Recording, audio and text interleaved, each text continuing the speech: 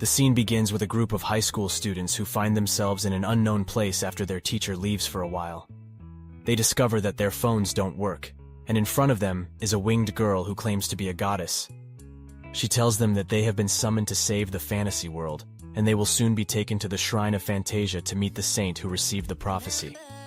The students start asking questions about what they can expect in the fantasy world. One student, Oh Han Woo, asks about levels and skills, while Jang Mi Yeon asks about knights and the medieval aspects. Choi Kang Min wonders if any of them will become real heroes. No, because not everyone is endowed with equal power, and only after receiving the recognition and blessing of the gods, they will be able to become heroes. The class president, Ubora, raises the most important question of when they will return home. The goddess does not have an exact answer to this. She simply says that if in the future heroes defeat the demon lord, then the gods who gave them blessings will fulfill their wishes. However, the students continue to ask questions, but the goddess provides less and less specific information. The main character, Kang Han-soo, finally raises his hand and asks to be sent home, stating that he is not a fighter and has no place in this world. However, the goddess asks why they would turn a blind eye to the world's misfortunes and continue their normal lives. Kang Han-soo responds that he cannot become a hero because he worries about his family. The goddess then announces that anyone who wishes to return home should tell her right away. As a result, the main character is left alone at the portal, and when he enters the portal, he finds himself in an unfamiliar place far from school, near a forest. He hears rustling and discovers huge werewolves who have already feasted on an elf and are now targeting him. Meanwhile, the other classmates end up in the Shrine of Fantasia, where they are met the saint and a swordmaster named Alsus and Princess Athena, who is an archmage. Ohan immediately started checking the status window before a lot of messages from various gods began to pop up, such as a certain god evaluates heroes and offering favor to those who they deem worthy. Those who are not favored will not be needed. In this new world, the student's adventure begins. Meanwhile, as Han-soo is running from the monsters, he accessed his status window and discovered a curse called Hero, which automatically translated hostile monsters' languages and reduced his hunting and achievement experience. However, his attempts at communication with the monsters were met with hostility. While running, he heard an unfamiliar language and was suddenly struck by an arrow. A fight broke out between the werewolves and the elves, giving Han-soo an opportunity to escape. But as he crawled away, he realized he was in dire straits and would rather die than pray to the goddess who put him in this situation. At that moment, a boy looked out from behind a tree, invisible to his eyes. A certain god was peeping. God was already openly spying on him, and the guy being on the verge of death tearfully asked to be saved. Windows with inscriptions continued to appear. At first, they asked him why he was alone, and not having received a specific answer, they were confused. There were no other gods here. The word outsider came off the tongue, but the boy in the hood did not understand it. Han-soo, who was lying about being a lone wolf running around in a mountainous area, the god likes this term. Han-soo himself is not the same, but lies in order to get help, and it really works. A certain god helped him, the arrow split, and his body felt much better. Next to the blessing, an outsider F appeared, and Han-soo learned that all his stats, except death, would be reset, and terrible things would happen if he left the wilderness. But with his health restored, Han-soo decided to make a run for it. As he fled, the wolves launched a stone at him, causing him to stumble. Despite this setback, he continued on his way until he encountered a cliff. The only way to survive was to jump, risking death either from the fall or from his pursuers. Desperate, Han-soo turned to the monsters and offered them something new. He promised to give his most delicious body parts to whoever caught him first. Immediately, all the werewolves rushed towards him, ready to tear him apart. As they closed in on him, the Han-soo fell backward, hugging their massive bodies and tumbling over them. The force of the collision with the ground was so strong that a column of smoke and dust flew everywhere. Soon, when all this dissipated, Han-soo was breathing heavily, lying on the corpses of monsters. A certain god admired his survival skills, even though the guy himself said that there was nothing special about it. Han-soo barely gets up before he hears one of the werewolves still muttering meat, trying to reach him and stab him with a dagger. Unexpectedly, his status window opens and shows the werewolf's stats, which is at level 3 Blue Moon Butcher. Maybe because of the level, the werewolf remained alive after falling from such a height. Apparently, there will always be enemies stronger than heroes, as in typical MMORPGs. Hansu grabs the stone in his hand, intending to end the life of the werewolf. Meanwhile, in the temple, the saint talks about blessings and levels. If the latter is enough to accumulate experience from slaying creatures with status windows, then it is difficult to achieve the former. High school students almost do not listen to her, thinking that having received such power, they will become invincible. But many people get tense when the saint says that the gods will constantly watch them, even in a dream, even in the shower. But there is nothing vulgar about it. Jung Mi-yeon sees it in a more positive way, for which she even receives a blessing charm, F. But a certain goddess does not like that. She begins to use her charm left and right. So Jung Mi-yeon receives a curse punishment, F. The saint says that as soon as a person receives a curse or blessing, it will not disappear until death itself. Also, the higher the rank, the stronger the effect, and once the rank raises, it cannot be lowered. Meanwhile, Hansu takes the weapon from the werewolf, noticing that his level has not risen at all, and God does not give any specifics, so he decides to move on before bumping into the pack again. Hansu decided to attack, and the gods started to pray for his soul. However, Hansu assured them that he wouldn't die. Then, Hansu tied a vine to a stone and swung it in the air. The werewolves had just noticed his presence by this time, while Hansu was about to show the monsters what centrifugal force is. In fact, if he just avoided death, then the blessing would take care of everything else. He managed to deal with all the wolves except for one, and he asked him about where the village is. The werewolf showed him the way, and then asked him to spare him. But after all, Hansu promised that he would just hurt him less, and not spare him. Meanwhile, in the temple, they arranged for a rest, telling the high school students that their training would begin the next day. Alsis would teach swordsmanship, and Athena would teach magic. Oh Han-woo immediately asked if it was possible not to study at all because he was too self-confident. Some immature god pays attention to him. The next morning, everyone was already lined up, waiting for Princess Athena. At the same time, Oh Han-woo received the blessing special, which meant, you are the most special hero in the whole world, and only you can feel this blessing well. Thinking himself special, Oh Han-woo left the temple and went to the city square of the prologue. He immediately went to the Guild of Mercenaries, where he decided to sign up immediately, as it is done in many games of this genre. Then, a red-haired lady approached him, warning that it was very dangerous, and he needed to return home. However, Oh Han-woo thought that this mercenary was some kind of princess in disguise. That's why he decided to catch her, inviting her to his team. The immature main god is dying of laughter. After successfully handling another group of werewolves, Hansu learns that the village is located towards the west. Despite his god's apathy towards his actions, Hansu faces another werewolf and defeats it. During this confrontation, he overhears human voices and soon realizes that they are speaking in an unfamiliar language. The humans notice him, and without comprehending their language, Hansu surrenders by falling to his knees and raising his hands above his head. As they set off together, and Hansu managed to explain his name to them with gestures, but he can't understand anything else from someone else's speech. Despite the fact that it seems that his new acquaintances are friendly to him now, God is not happy with this situation at all because the guy does not behave like an outsider. He also talks to them as if they are close. Hansu just shrugs him off and talks about his own things. He also managed to find out other people's names. The big guy with the beard is called Gary, and he is most likely the leader of this group. He also carries a huge sword behind his back. The young man's name is Cole. He laughs quite often, and is also a two-handed man who owns two swords. Misa is the girl who wanted to shoot him with a crossbow. She is pointing somewhere in the distance smoke, and if it's not from a fire, then it's from someone's houses. God again notices that he is not behaving like an outsider. Then suddenly, werewolves appear from behind who clearly intend to tear up the entire team. Hansu was about to attack, however. He was outpaced by Cole and Gary, who rushed to the attack. Bad or good, everyone starts to protect him, and even he managed to save Misa from strong jaws during one of the attacks. It seemed that an easy victory was at hand. But for some reason, the group is not particularly happy about it. Despite the protection provided to her, the girl directs her crossbow directly into Hansu's chest and shoots where the heart is. The world disappears before his eyes. The men and the girl are talking about how they considered the kid dangerous, especially when he took out a dagger.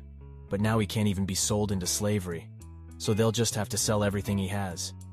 Misa reports that she did not hit the heart, so Cole needs to be more careful.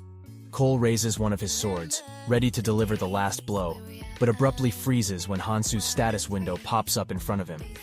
There are only two reasons for this phenomenon. Either Hansu shared it himself, or he has a special blessing. It is logical that under such circumstances, the target should be alive. Hansu rises with a sharp movement and stabs the swordsman's neck in the same way he eliminates Gary. However, he is shot again by Misa, but that doesn't stop him as he eliminates Misa despite her begging for forgiveness. Then he takes off her uniform and puts it on himself while God laughs and says that he respects Hansu's weird hobby, to which he replies that it's not a hobby. It was just the only armor that suited him. Afterwards, he manages to see Misa's status window. She also had a blessing, but the girl was not a hero. Apparently this was a very common phenomenon. Hansu decides to continue on to the village. The good thing is that the dead carried a bag of coins with them. Meanwhile, magic training is taking place in the temple. Athena claims that talent is really important in magic, which is determined by pedigree and acquired academic connections. However, she also says that it is still possible for a person who has neither one nor the other to become a magician. Since Yubora asked this question, the princess decides to make her her first student and asks her to take an oath using magic. Due to the fact that they have made such a connection, Yubora gets a blessing of rank C. If you don't have parents or a teacher with the blessing of magic, then you won't be able to become a wizard. The lesson continues with the princess using ordinary magic, which is called white magic. There is also black magic that she used without a blessing or talent, which burned her hands. If someone wants to achieve it, then they will have to use their body as fuel. Meanwhile, Hansu gets to the village. Fortunately, he manages to reach the tavern by bribing the guard and enters an inn where he takes a shower. As he is taking a shower, he hears someone talking, which he is able to understand judging by his curse. This is a representative of a hostile race. Hansu gets dressed and grabs his dagger, but he decides to open the door and hide the weapon since he wants a meaningful conversation. A man, who appeared ordinary, introduced himself as the village chief. He checked in after hearing that there was someone who didn't understand their language. The man could also see Hansu's status and advised him to hide it, surprising Hansu. The chief thought Hansu was an elf, but was wrong. The village had been invaded by werewolves who lost their home to greedy fairies, causing many to lose their families. The village was a fort built by those seeking revenge. A certain god for some reason looks very upset. The man asks his last question, why didn't the paralytic drug affect the boy hearing this? Hansu immediately grabs his dagger, pressing the blade to someone else's throat with a sharp movement.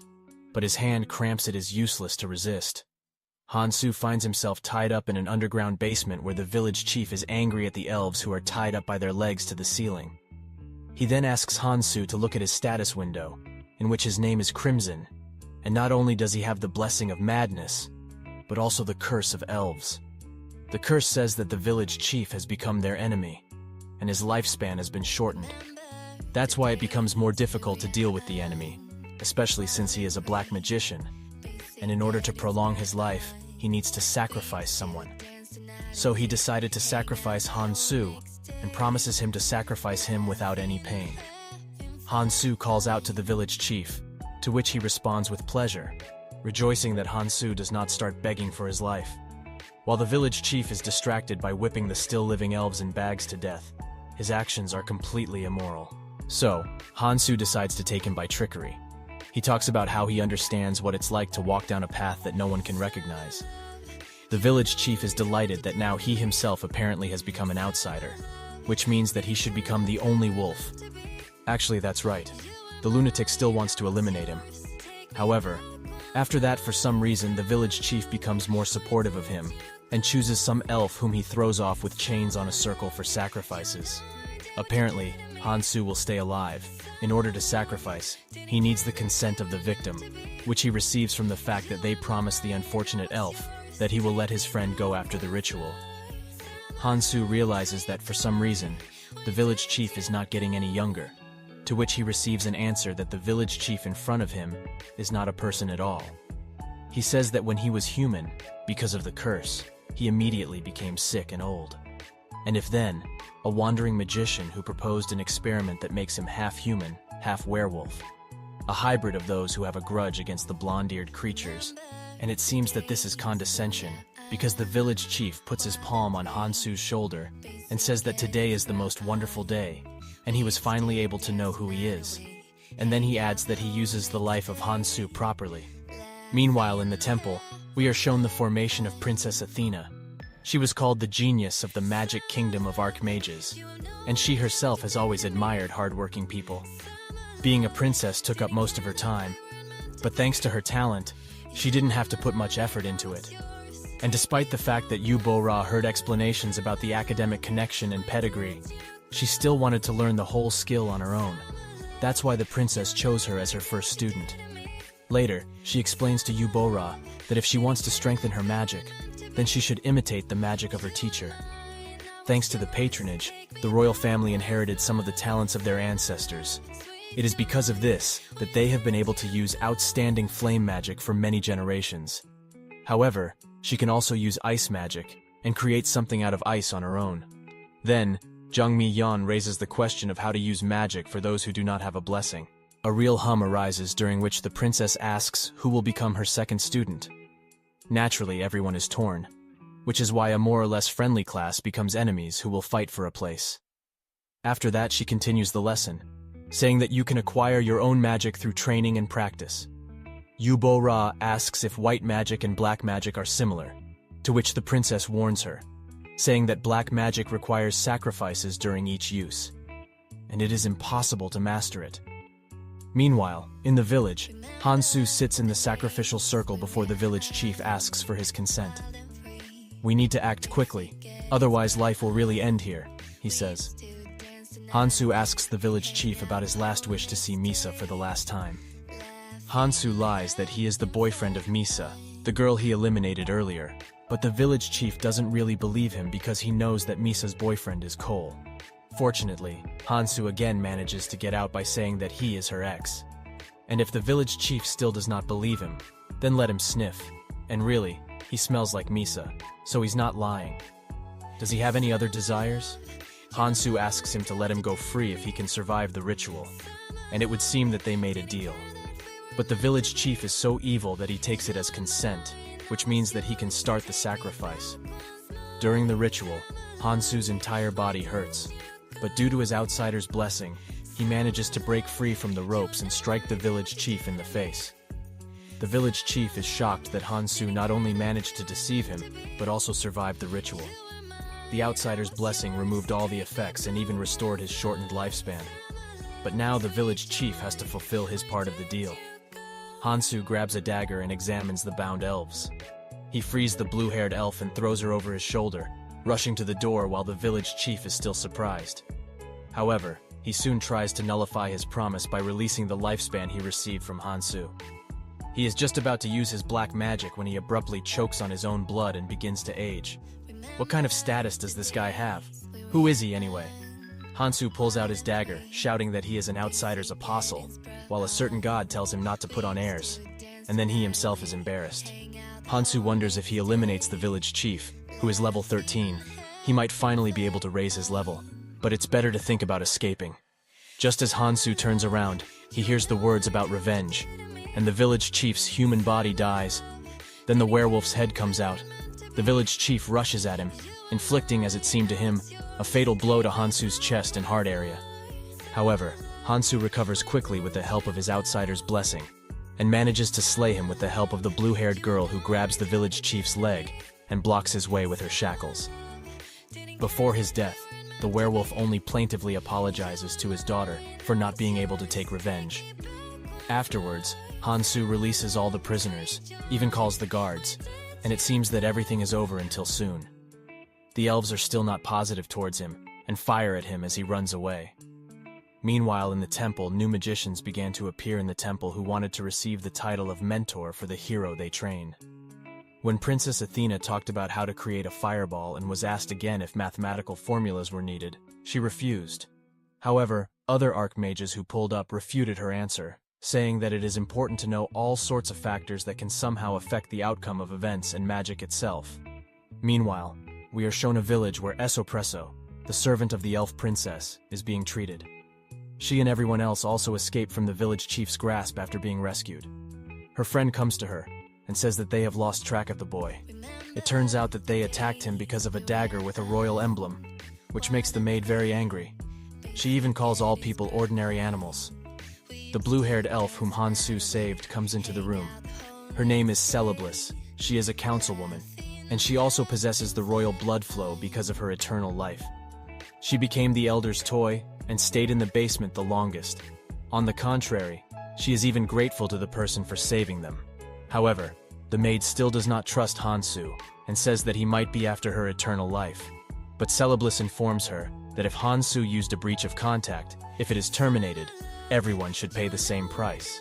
However, the village chief underestimated the life force of Hansu and self-destructed, saying he does not need her eternal life force, and leaves the room, saying she'll find him. As she left, it is shown that a certain god was spying and listening to everything, and immediately returns to Hansu and asks if he's alive, which he is. However, he's stuck in the foliage of a tree. Meanwhile, Prince Alsus leads the students who want to learn swordsmanship to the banquet hall, where there is a huge table with drinks and treats. However, he is not very happy with the fact that the guys think of swordsmanship only as some kind of ignorant fight. So he asks the captain of the knights to arrange a sparring that takes place between him and Alsus. The first match resulted in Alsus's defeat as he was holding back. Then, after being treated, he asks the knight commander to use all his might, as he will show what true swordsmanship is. Then both of them fill their swords with mana, and face off in a duel in which the knight commander's sword simply breaks in half, resulting in Alsus's victory. Then Alsus tells the students that the power to cut through the opponent in one strike is swordsmanship. Meanwhile, Hansu was slaying more werewolves. He noticed that it had become easier to defeat them, and his body seemed to have become more nimble than before. He thought that his level might have gone up, but it didn't. He was still level 1. Then, he offered to negotiate with the surviving werewolf. That if he tells him how the werewolves use their swordsmanship like the village chief, Hansu would give him elven meat. The werewolf agreed, and answered that they ate lots of meat to gain power. However, Hansu didn't understand the power of meat, so he decided to explore the werewolf's ecosystem for his smooth revenge. Meanwhile, as Alsus stood at the head of the table, he explained that while talent is necessary for magic, anyone can learn swordsmanship if they have the time and money. The students sitting at the table did their best to pay attention. Some listened to Alsus, while others argued. Alsus continued to explain but was interrupted by Choi, who loudly placed his empty cup on the table, demanding another drink. Alsus advised him to stop drinking as excessive alcohol consumption reduces efficiency. Choi is annoyed as he wanted to become stronger and faster and thought himself to be different from the others. Suddenly, a butler appeared behind his chair and offered him honey tea to clear his mouth and help him feel better. Alsus told him about the importance of consistency and suggested he have 1 cup a day, or perhaps 2 if he was greedy.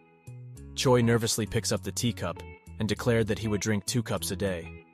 Then Alsus explained that the blessing of a warrior cannot be achieved in a short period, just like a child can't turn into an adult overnight. However, if they maintain their determination, they would be able to achieve their goal in less than a year. Choi was shocked to learn that it would take so long.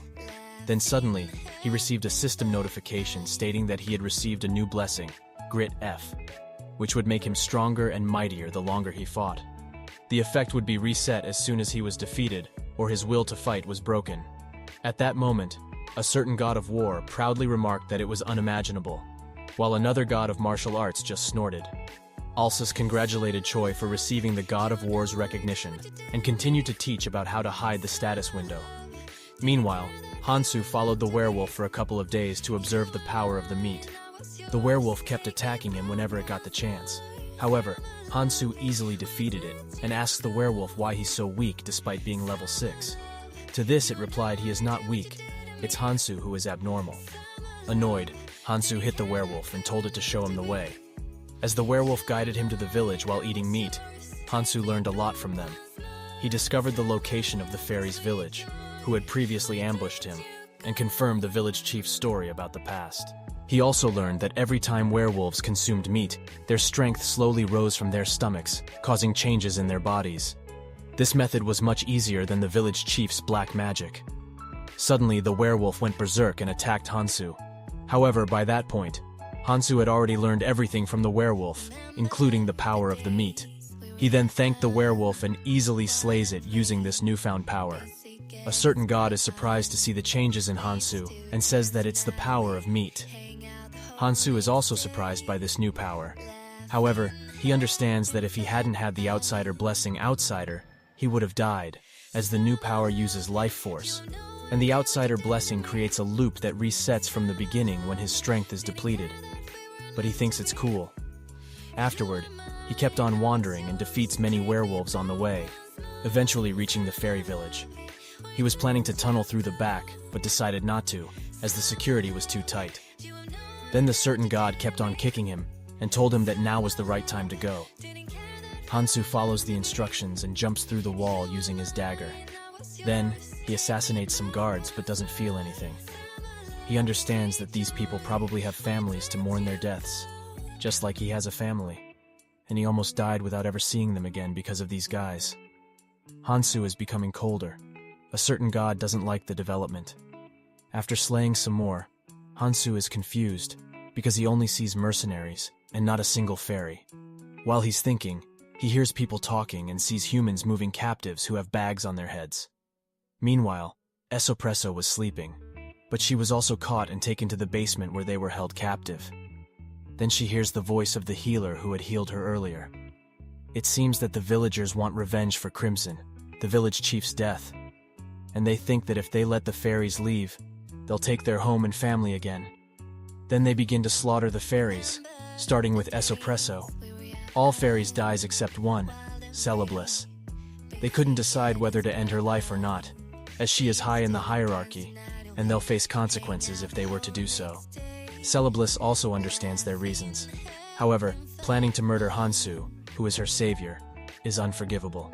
They offer to let her go if she keeps what happened here a secret. However, she refuses. The guy raises his sword. She closes her eyes thinking it's her end. But suddenly she hears the commotion and opens her eyes and sees Hansu. Hansu recognized her, but first he dealt with the remaining villagers. He noticed the healer running and swiftly threw his dagger, causing her demise. Celebliss called out to Hansu, but he didn't understand her. She then showed him her stats, which surprised him as he had only one blessing while she had 3 high-ranking blessings, especially the Tamar A. Nonetheless, he didn't understand her motives for showing her stats, but he was able to learn her name and called out to her, to which she nodded and smiled. However, a certain god felt uncomfortable and urged Hansu to remain an outsider. Despite the potential punishment, Hansu decided to help Celebliss, as she had an experience similar to his. As she tries to stand, she stumbled and was about to fall, but Hansu caught her. As they are escaping the village, Hansu noticed that it was too quiet and asked God what could be the reason. However, a certain god was not in the mood to talk to him. So he decided to get rid of the fairy to ease God's anger. But he couldn't trust the villagers, and the forest was full of werewolves. So he left the village sprinting while carrying the fairy. Suddenly she pointed up and said something. Upon looking up, Hansu saw a phoenix. The phoenix landed in front of him, and then Celebliss told him to put her down, which he did, thinking she wanted him to leave her behind while he ran. However, that wasn't the case. Instead, she approached the phoenix and tamed it using her blessing. Then she said something to Hansu and kissed him, shocking a certain god. Hansu was about to ask her motive, but she jumped on the phoenix, said something to him, and left riding it. A certain god didn't like this scenario and brought down divine judgment on the sinner by pulling his hair out. Hansu says that he's upset as well because it was his first kiss. Suddenly his stats open up, and he receives a new blessing, Fairy C, which increases his lifespan and youth. Additionally, all the effects and favorable comments he receives from the fairy are drastically amplified. Hansu quickly understands that the blessing fairy and outsider are similar, but if he were to use both of them together, he can burn a tremendous amount of lifespan and increase his meat power. However, the certain god was not happy with this development, so Hansu says that he's happier now that he has parted ways with the fairy, which makes the god happy again. Meanwhile, Prince Alsus brings the students outside and explains that today they will increase their levels by hunting monsters. And for their first hunt, the knights will draw the monster here. Princess Athena explains that for mages, blessings are absolutely necessary, and leveling up also increases the blessing's rank.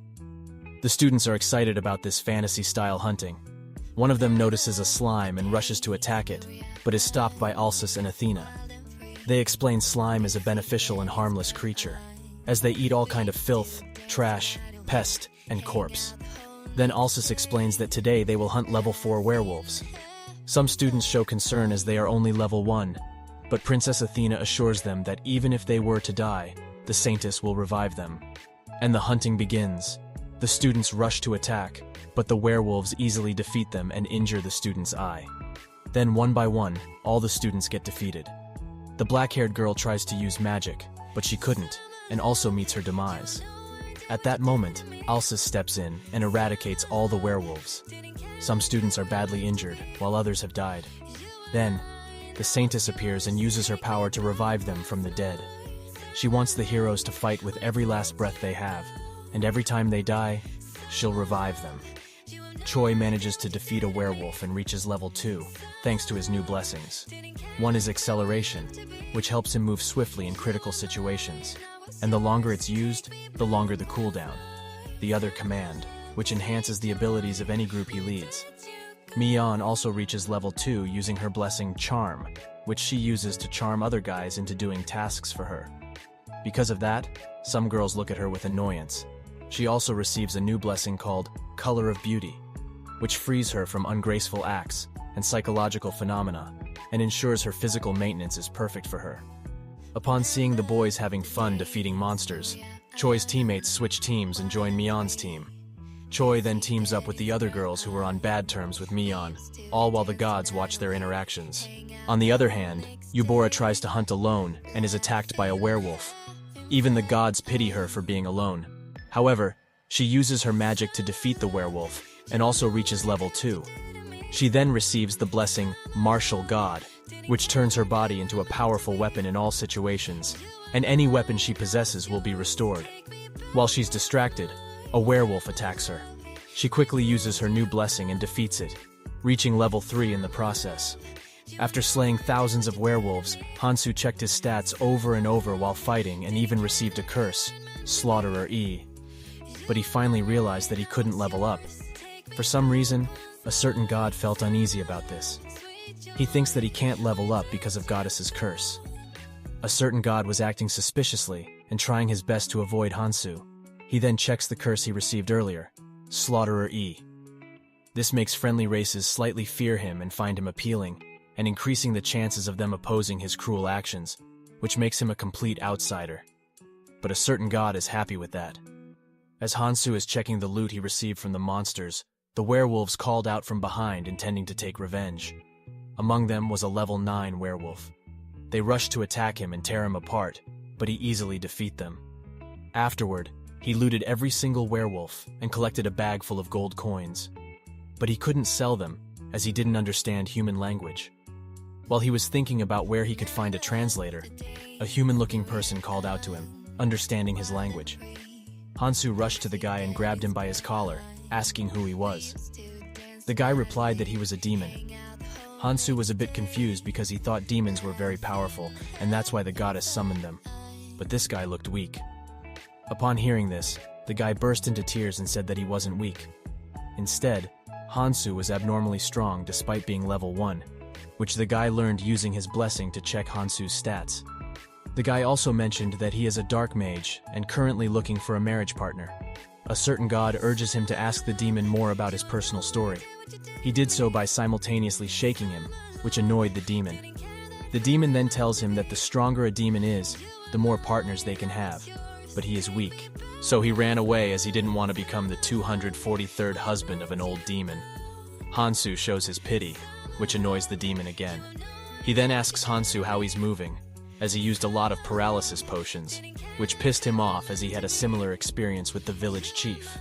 The demon then tries magic to bind him, but he easily breaks free and asks about his relation with the village chief. To which the guy replies that he helped the village chief when he was on the verge of dying, as his backstory was heart-touching. This makes Hansu angry, as he didn't have a pleasant encounter with the village chief. Meanwhile, the Saintess informs the group that the other students have given up, and the remaining funds will be allocated to the remaining students. Suddenly, a knight arrives with news of a level 5 werewolf sighting.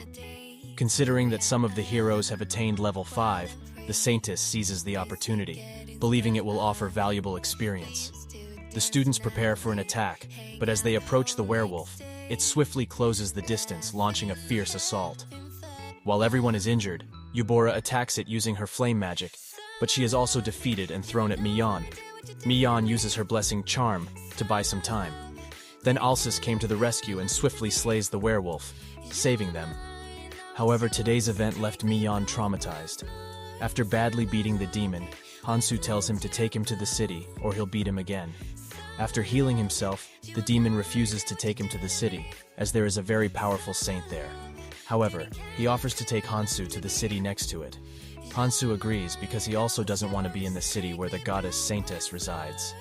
As they head for the city, the demon informs Hansu that the city entrance is restricted by knights, so they will have to go through identity checks. However, it will be difficult for him as he is a demon.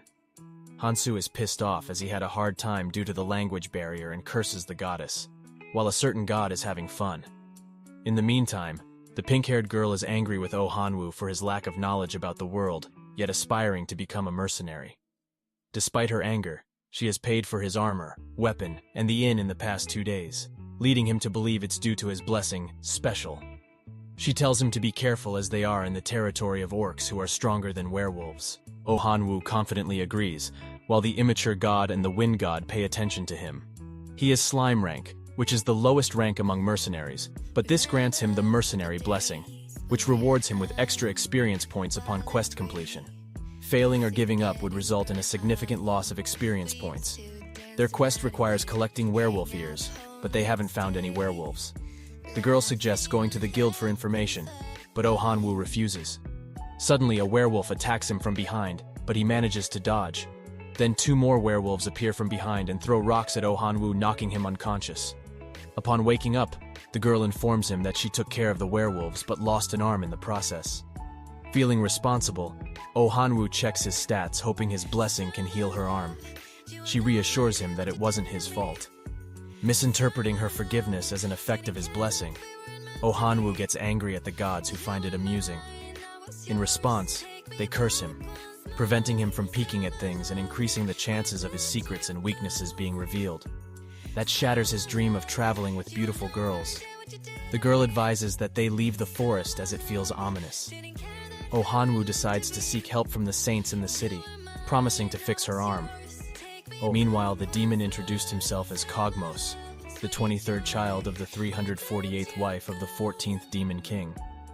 He preferred to go by his nickname Mos, given to him by his girlfriend who became the 425th wife of the 7th Demon King. Although Hansu felt sympathy for Cogmos' backstory, he didn't think Cogmos had it as hard as him. He then informed Hansu that they would be able to leave the forest soon and warned him not to let his guard down, as they would be passing through orc territory. Cogmos then spotted many orcs, and they were also able to spot him due to Hansu's glowing red eyes. Although he could hide his eyes, he preferred not to, as they provided him with clear night vision, which he used to assess the orcs' numbers. He then approached the orcs in hopes of conversing with them, but was disappointed to find they were not intelligent. He took out his dagger and easily defeated them, while Cogmos lay on the ground with his legs burning with white flames. He told Hansu to look up, and as he did, he noticed a big white dragon. Cogmos informed him that a saintess was riding the dragon and had attacked him from a distance. Although injuries like this meant little to a demon, injuries inflicted by a saintess took longer to heal. He then asked Hansu to carry him, and although Hansu initially declined, he eventually agreed. As he is walking, Hansu told Cogmos that he had almost become a hero, which shocked him. Although Cogmos had seen the curse hero, he didn't think much of it, as these curses were given to demons when they lost to a hero. The curse made it difficult to level up, making it impossible to take revenge.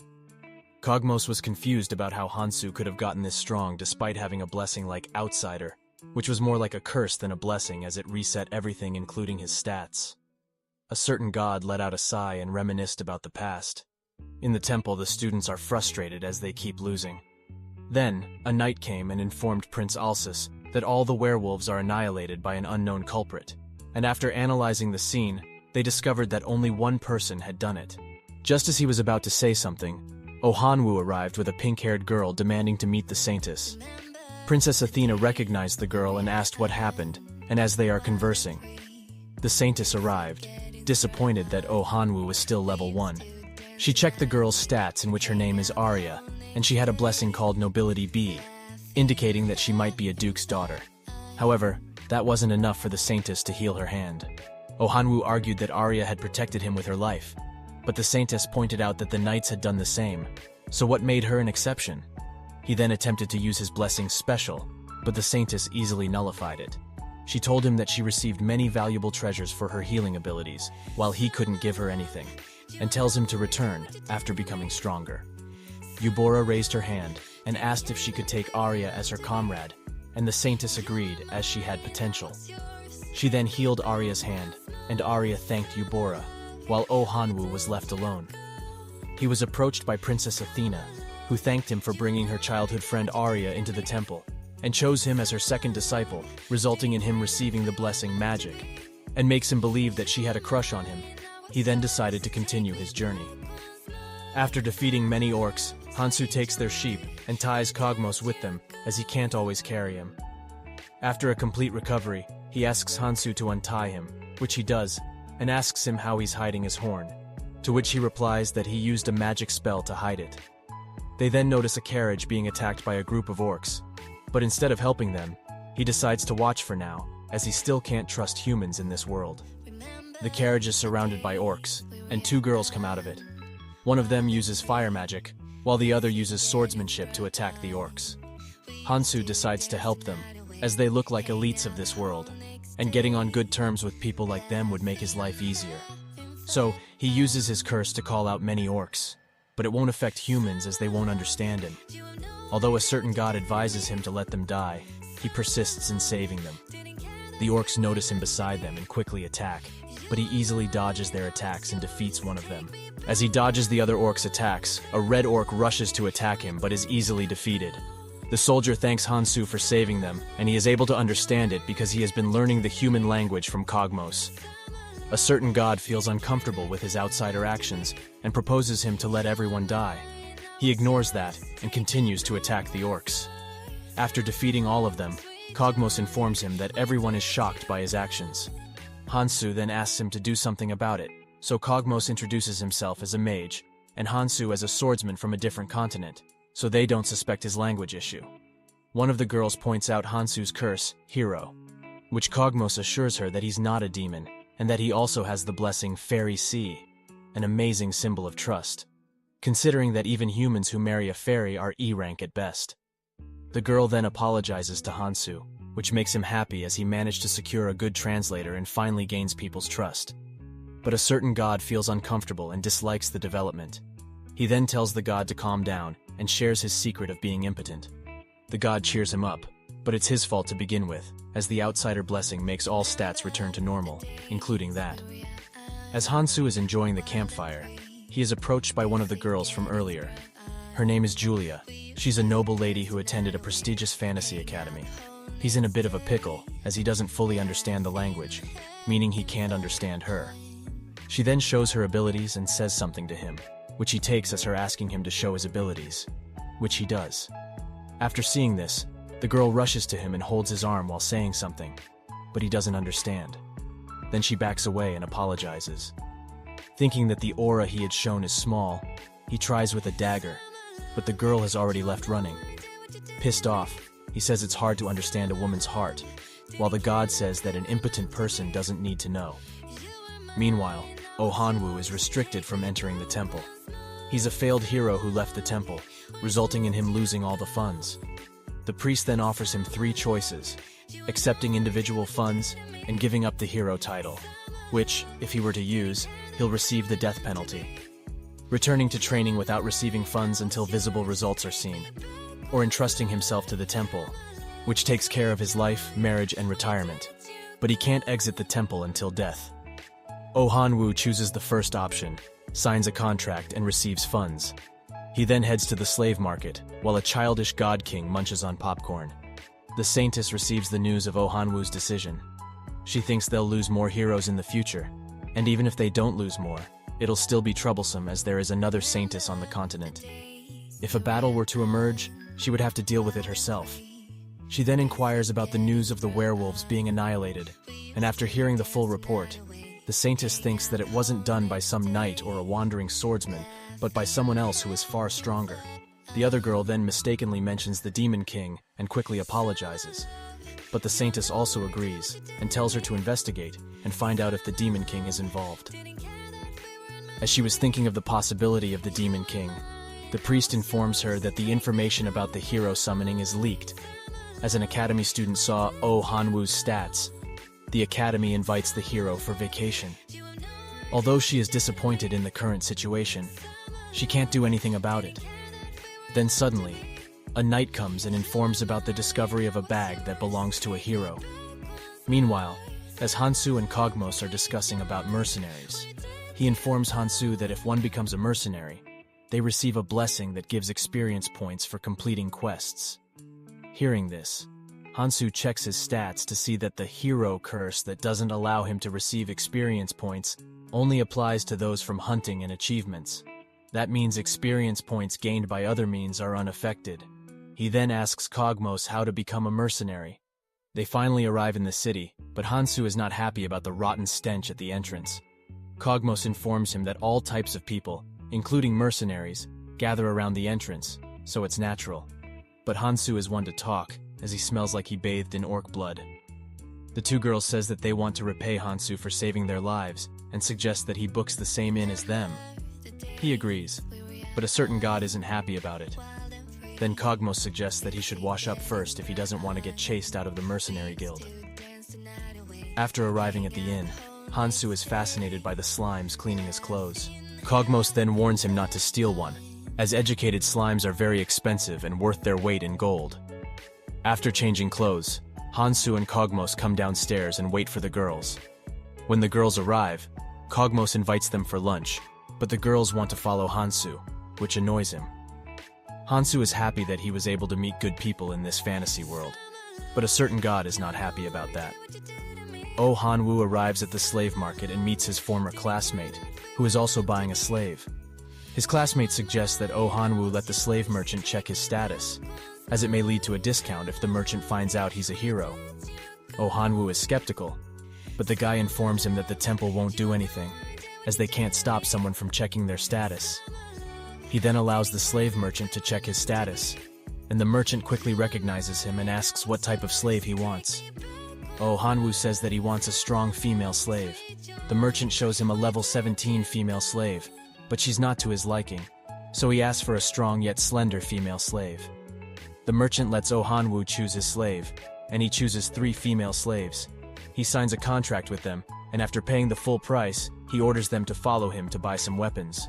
Meanwhile, Hansu is having difficulty filling out the mercenary registration page as he doesn't understand the language and words. Kogmos then incorrectly writes his name on the paper, which he copies and signs for the registration, while Kogmos is dying of laughter. Upon completing the registration, Hansu receives the blessing Mercenary D, because of the girls vouching for his skills. The girls then hand him a quest in which he has to defeat some orcs and bring back their noses. Hansu agrees as he plans to use the girls as bait, while the god asks if there will be another slaughter, to which he replies, "Of course not. This time will be an annihilation." As the quest began, Julia tried to defeat an orc but was counterattacked. Then the other girl, Leisha, used fire magic to save her and told her not to push herself. However, they couldn't help it as Hansu easily slaying many orcs while they couldn't defeat a single one. So they tried to help, but quickly became exhausted, and asked Hansu to take a little break. They were surprised by his stamina as he kept on defeating orcs without breaking a sweat. While the two girls were talking about how amazing Hansu is, Julia mentioned that Hansu is using an unstable swordsmanship technique that could potentially destroy his entire body if he were to make any mistakes. He then took out a book and started learning language. But for some reason, All the words he was saying were either menacing or begging for life. Julia informed Leisha that she is now level 15, and that she would aim for B rank, as it would be difficult for them alone. But they have Hansu's help. Upon hearing this, Leisha teased Julia, suspecting that she had fallen in love with Hansu. After learning a little bit, Hansu called out to the girls to continue their hunt.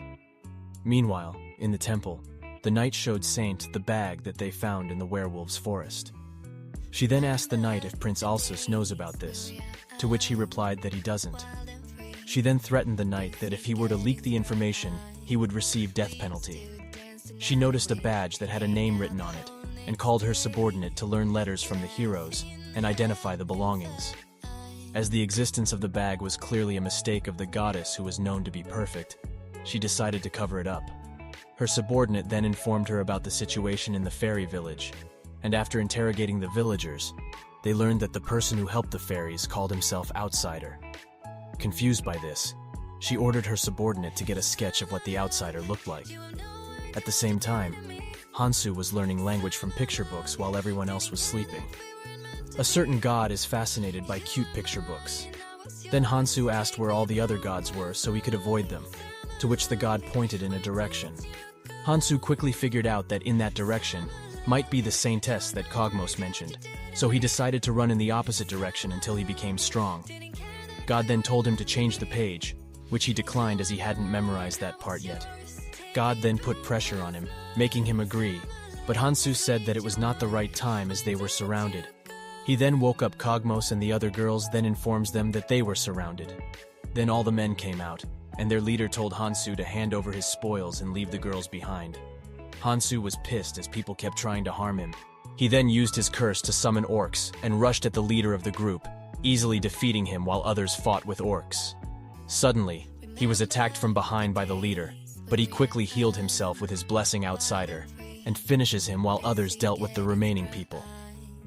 Afterward, they arrived at the mercenary guild and handed over the orc's nose to the receptionist. He then shares the proof of quest completion with the girls.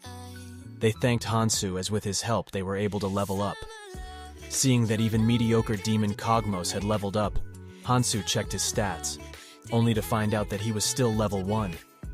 He then turned to God while she tried her best to avoid him. Long ago, living beings discovered an entity that they now called God. They sought the help of God, and through that assistance, gods felt the meaning and joy of existence. However, the number of gods slowly increased, and each had their own way of helping, as if they were competing with each other. Living beings who received blessings from gods grew in different ways, while those who were unable to acknowledge each other fell into conflict and died in vain. A certain god noticed a blonde-haired boy who was dying and asked if he wanted to live. Tearfully, the boy asked to be saved, and God helped him by turning him into a child and giving him to his parents, who happily accepted the boy. God was proud of their result. After a long time passed, God visited the blonde-haired boy and asked how he was doing. The boy, who had lost the woman he loved because he had turned into a child, cursed at the god. The god pointed out that the boy never mentioned any women when he wished to be saved and apologized, but the boy angrily lashed out at God, causing her to run away. She couldn't figure out what she had done wrong. Meanwhile, other gods blessed countless lives, but they all resented the outsider god, though she couldn't understand why. As time passed, more and more living beings viewed God as a tool, so all the gods made new rules and adapted to the new order, except for one god. God noticed a man dying. The man's name was Cain, and he was level 38 with many high-ranking blessings, but he was going to die. Then, a certain god asked if he wanted to live. The man quickly said yes, but God warned him that he would lose everything in the process. The guy accepts it as it's better than dying. God was overjoyed to realize that she was still needed in this world and healed the guy. But in the process, he lost his level and was now level 1. Despite this setback, he did not lose hope knowing that he could always start anew. However, sometime later, he was kicked out of his own team for being level 1. Although he was angry, he still didn't feel anything and advised God to never bless anyone again, as it was a curse that took away something more valuable than life. And he himself would never use this blessing again, even if he were to die. This revelation shocked God, and she finally acknowledged that she was no longer needed in this world. After a long time, God found another dying boy. Now, in the present day, God is worried that Hansu might come to resent her. Hansu was mad, but not at God, but himself for not realizing it sooner and wasting his time slaughtering orcs. God then asked if Hansu was angry, to which he replied that he wasn't and decided to buy picture books for God. Hearing this, a certain god desperately prays, and Hansu asked if it was for his dead soul. God quickly denied it and said it was a secret. Meanwhile, as Oh Hanwoo opens his eyes, he finds himself lying on the ground while his slaves are being taken. Moments ago, Oh Hanwoo was commanding his team to defeat werewolves, and they managed to do so, following his commands. However, it wasn't enough to defeat the werewolf as it stood up and was about to attack them.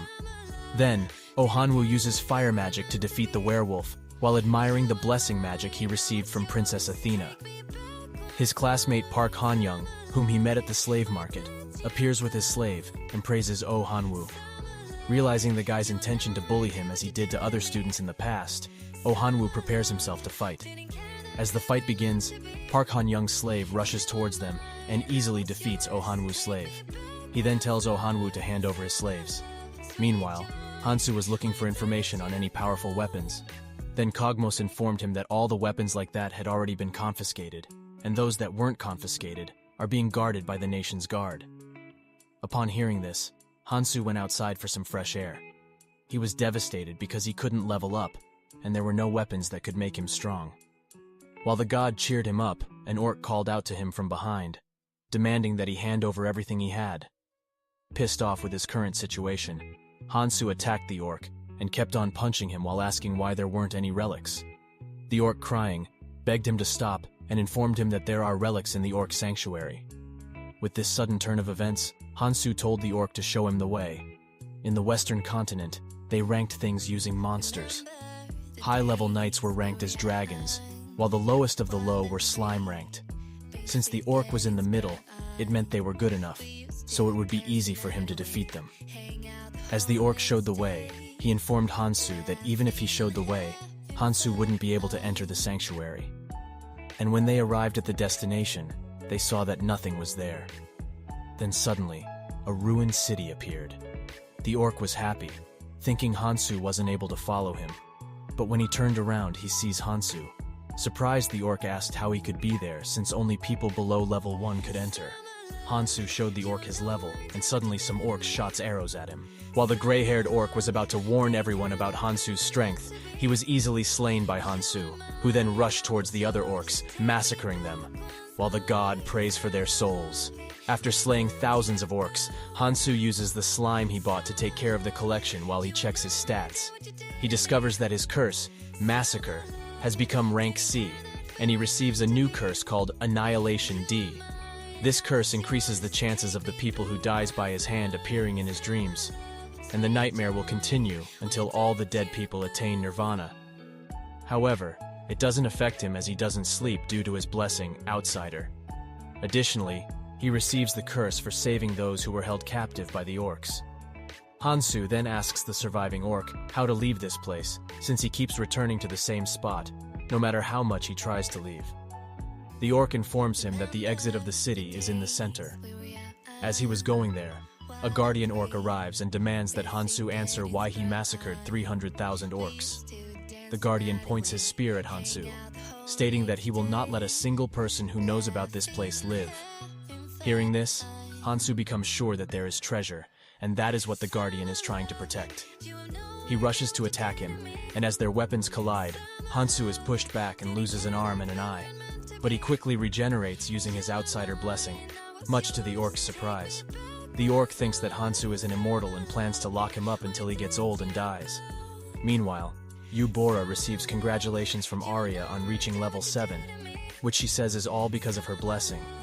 Arya also shows her blessing Nobility, which means she's a daughter of Duke and can receive XP from family members. However, it's useless as she doesn't have any family members. While they're conversing, the Saintess arrive, which makes Arya a little uncomfortable. She then goes to bring tea, and while drinking, the Saintess tells Yubora about her concerns regarding hero rivalries. She mentions that sooner or later, some heroes might be dominated by their blessings, but they won't die because even if they fall, a hero is still a hero. However, their fall will result in the betrayal of the trust of all who believe in heroes. Upon hearing this, Yubora remembers Hansu and wonders if he is doing well. The Saintess abruptly asks if she knows someone named Kang Hansu and if he is her boyfriend. Shocked, Yubora clarifies that he isn't her boyfriend but merely a classmate. The Saintess urges her to tell everything while the gods eavesdrop. Later, the Saintess becomes convinced that Yubora is interested in Hansu, as she spends hours talking about him. She also learns about Hansu's desire to go back to Earth, and she's worried that if the heroes find out that Hansu actually didn't go back, their trust will be destroyed. Planning to erase Hansu's existence, she is interrupted by the Goddess of Heroes, who glances at Hansu's bag and feels uncomfortable, indicating that even she can't locate his whereabouts. Saintess then plans to launch a search network without everyone knowing, while the outsider god peeps at the plan and quietly leaves. Meanwhile, Hansu kept on losing to the Guardian Orc, so he decided to construct a plan and draw the orc's every movement to study and counterattack. While doing so, he was interrupted by Bruce, whom he had saved earlier. Bruce brought a girl with him, and although Hansu couldn't understand their language, he understood Bruce's intention of trying to set him up with a girl. This angered Hansu, so he gave Bruce a beating. He then tells the girl to do whatever she wanted but not to disturb him while he continued drawing. Later in the morning, he showed the outsider god that he had copied the orc's swordsmanship, which bewildered the god. He then received a system notification stating that the outsider blessing rank had upgraded from F to E. While he was thanking the outsider god, another system notification popped up stating that the curse hero had also upgraded from E to C. This meant that the goddess had noticed that Hansu was still alive, but he decided to ignore it for now and prepared to fight the Guardian Orc. However, the Guardian Orc refused to fight him outside and told him to follow him to the training area, which meant that he couldn't leave the sanctuary. As the fight begins, Hansu asks if there is any treasure. The orc responds that there is, but it's reserved for the heroes who graduate from the training ground. Understanding that he can't defeat the goddess with the weapons he finds here, he starts to think of a way.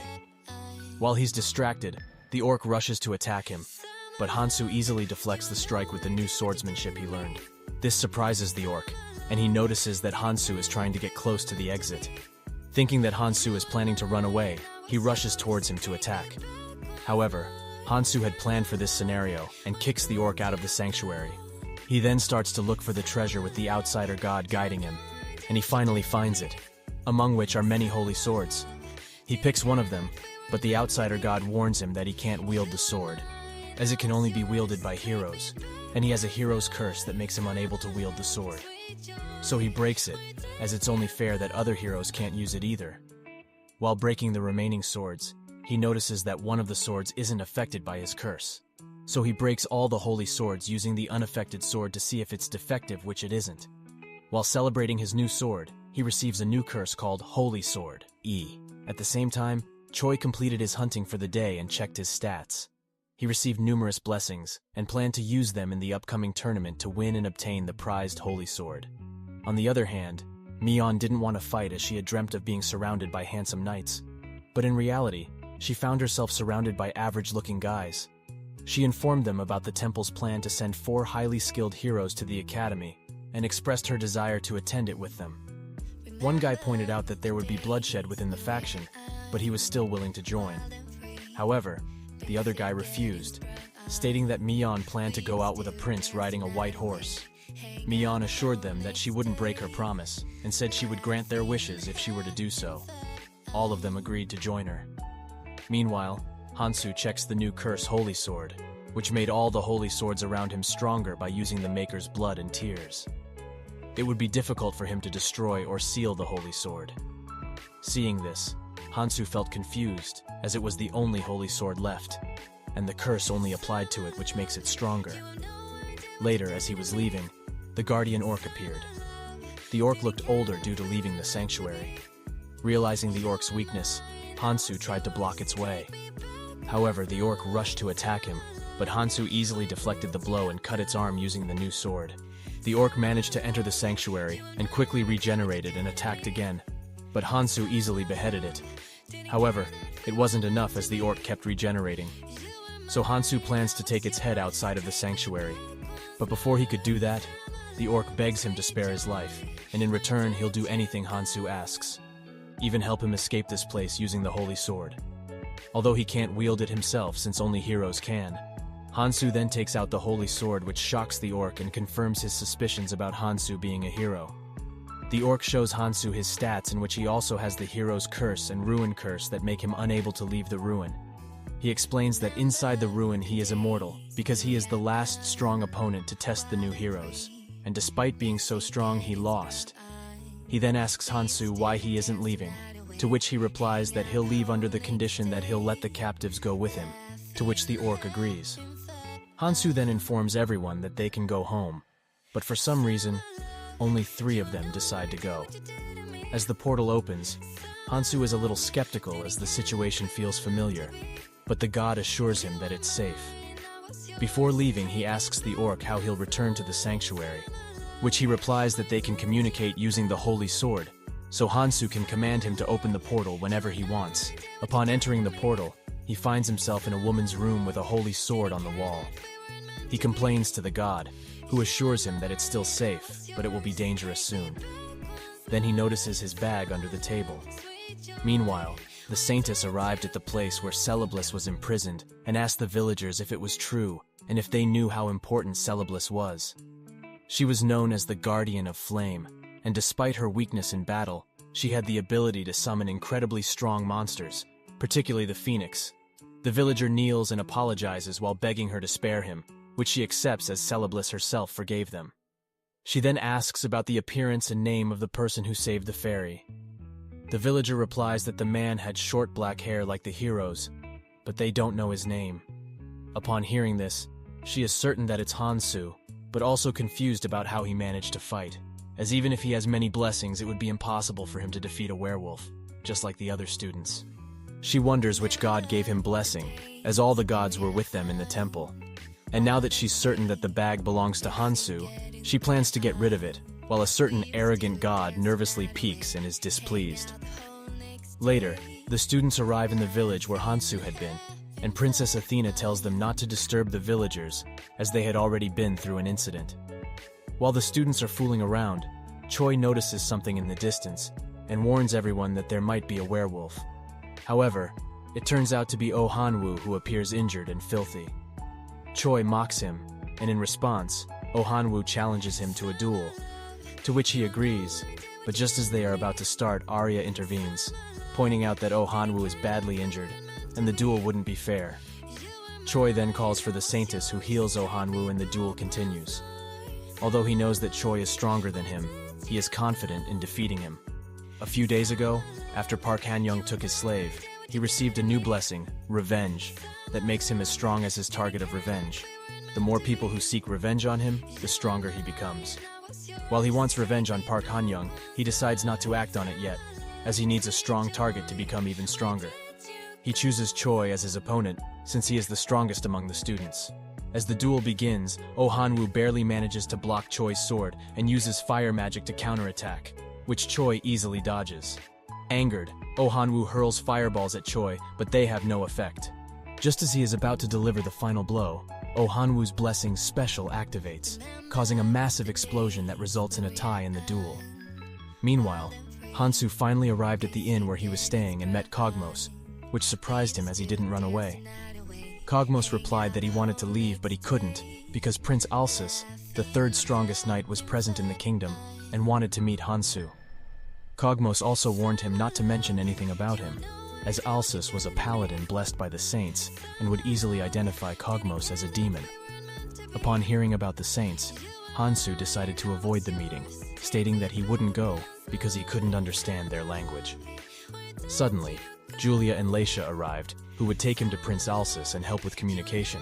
Leisha noticed that Hansu had received a new curse, to which he replied that he got it while hunting. Kogmos planned to leave Hansu, as staying together for too long would result in him dying without getting married. However, Hansu didn't want to let him go, as he needed someone to translate for him.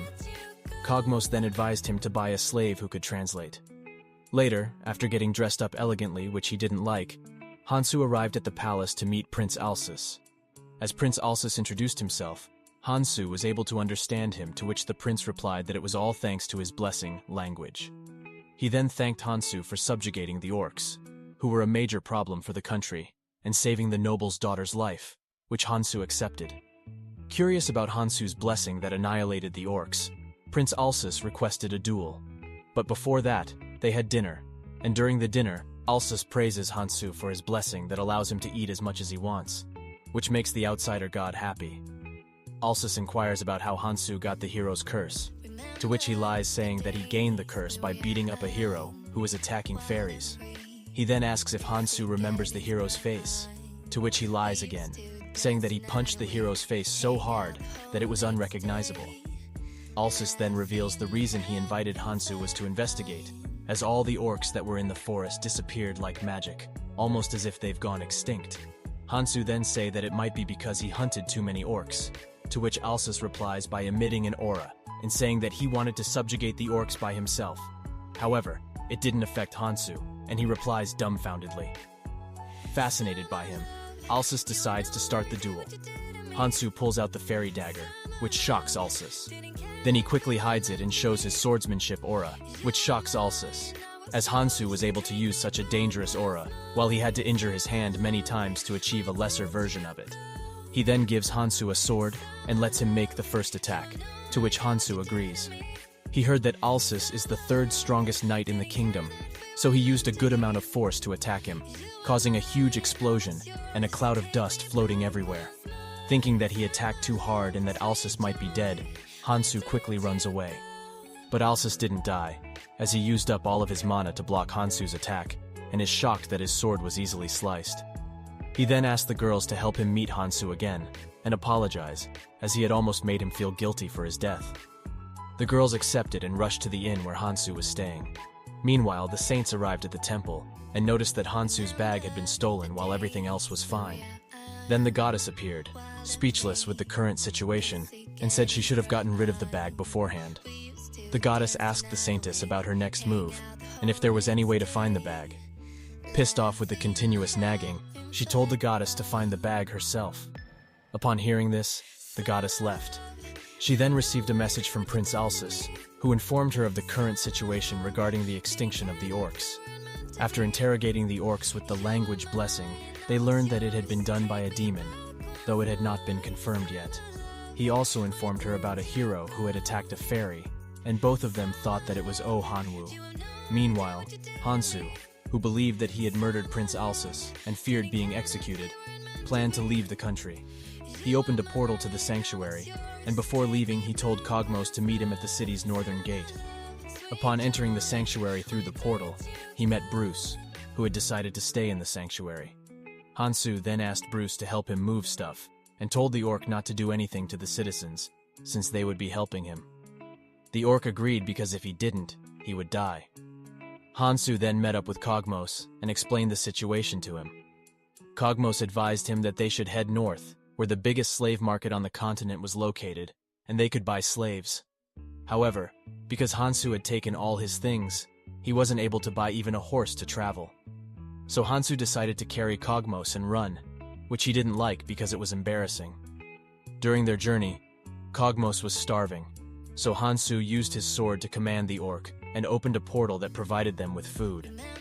After they finished eating, he threw the plates into the portal again, which shocked Kogmos since he had never seen that type of magic before.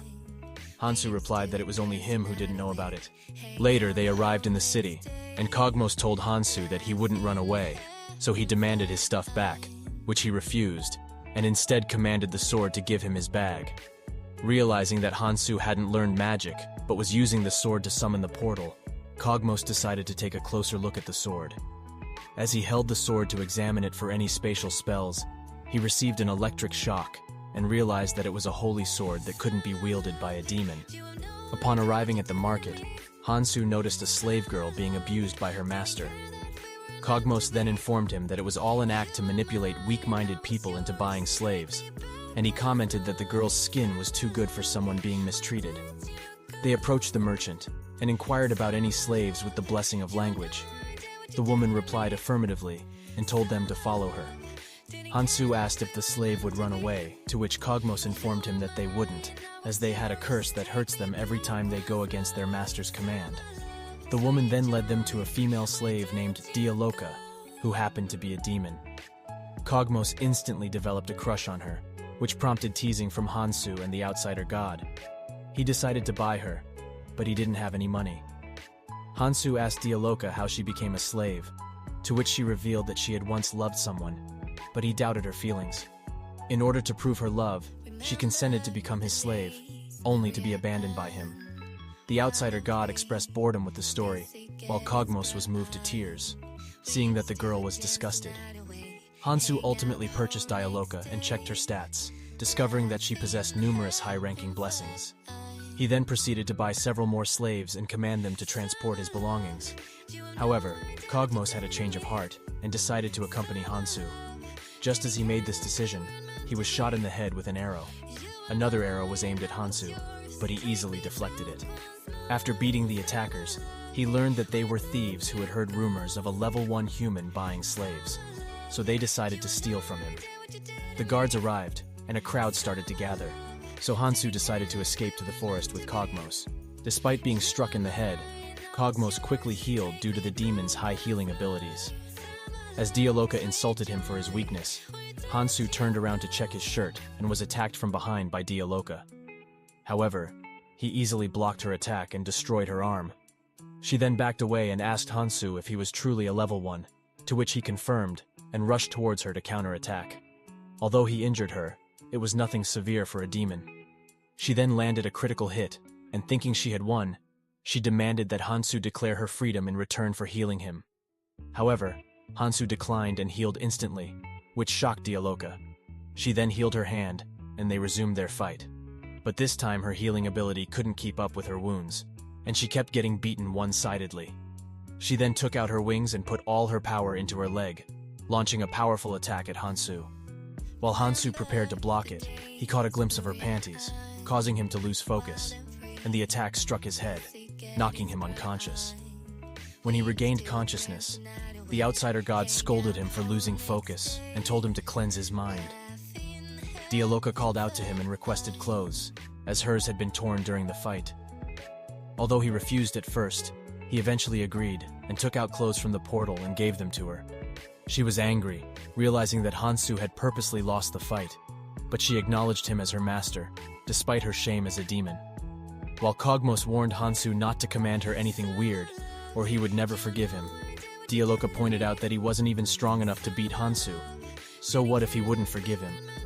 She then hugged Hansu as a reward, and since she had used up all of her mana, she couldn't move, so she asked him to carry her.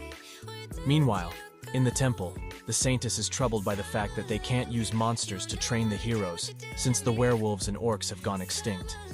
She decides to let Alsus handle the matter, while she invites Celebliss to find the intruder who stole the bag. And after hearing about the werewolves incident, Celebliss wonders if Hansu is doing well. She then informs the Saintess that she would use the slime named Malang's help to find the intruder, as it has special abilities. When she commands Malang to find the intruder, it says that the intruder had used a similar holy sword hanging on the wall to open a portal and ran away. The Saintess quickly figures out that it was Hansu. She thanks Celebliss and asks if she needs any help, to which she replies that she needs the Saintess' help to join the academy as a professor. Due to her weakness in battle, she couldn't help during the last incident, and even after trying hunting, she realizes that it doesn't suit her. If she joins the academy as a professor and obtains the blessing teacher, she would be able to gain experience points without participating in battles. Understanding her situation, the Saintess promises to help her. Meanwhile, Oh Han-woo is happy that he was able to end the duel in a draw despite the gap in his and Choi's levels. He plans to beat him next time while a certain evil god gives him a double thumbs up. Then, the merchant brings the weapons that Oh Han-woo had requested. He then asks if there is any dungeon nearby that no one has conquered yet. The guy replies that there isn't. He then notices a large crowd, and after getting into it, he sees Celebliss and instantly develops a crush. He approaches her and uses his special blessing and asks her if she has something to say to him. She replies that she doesn't, and his blessing is instantly nullified. He becomes confused as to why his blessing didn't work. Then, a certain male god informs him that there is another owner. So he asks Celebliss if she is married. Upon hearing this, she remembers Hansu again and tells him to back away and leaves. He then overhears the knights talking about a hero's being admitted to the academy, and that Celebliss will be a professor at the same academy. Upon hearing this, Oh Han-woo falls into his delusion of developing a relationship with Celebliss in the academy as a teacher and student. So he decides to go back to the temple and become heroes again to get admitted to the academy. Later that night in the temple, Prince Alsus explains to the students about the upcoming tournament in which they have to hunt orcs and collect tags that are attached to their ankles. To prepare for the tournament, they had released a great number of orcs in the forest, which is marked on the map. However, many students are scared, as they have never hunted orcs before. Prince Alsus reassures them that it doesn't matter what method they use to win, as the one who brings the most tags will be the winner and receive the grand prize, a one-of-a-kind hero's sword. Choi is determined to win the tournament to wash away the humiliation he received from Oh Han-woo.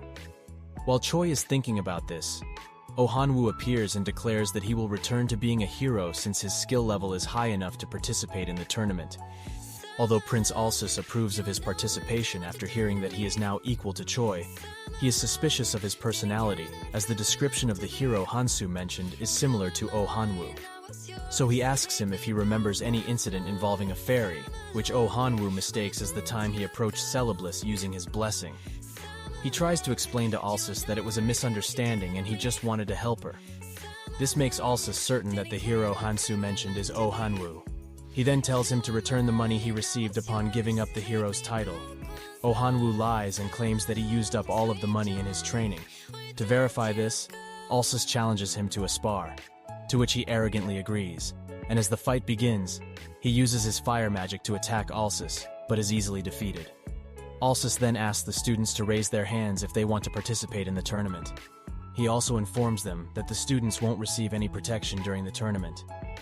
Some students raise their hands, and then the Saintists tell everyone who doesn't want to participate to pack their bags and leave, as the temple is planning to sponsor only the hero with courage and determination for the selection. Upon hearing this, many students raise their hands in protest, but they are all kicked out, leaving only the high-ranking students. The Saintists inform the remaining students that they have passed the first round and start the second round. Hansu arrives in the city carrying Dialoka on his back.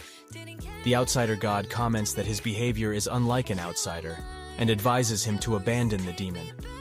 However, Hansu explained that he couldn't abandon her because she was the new translator, as the previous translator, Kogmos, had left, saying that he would return after becoming stronger.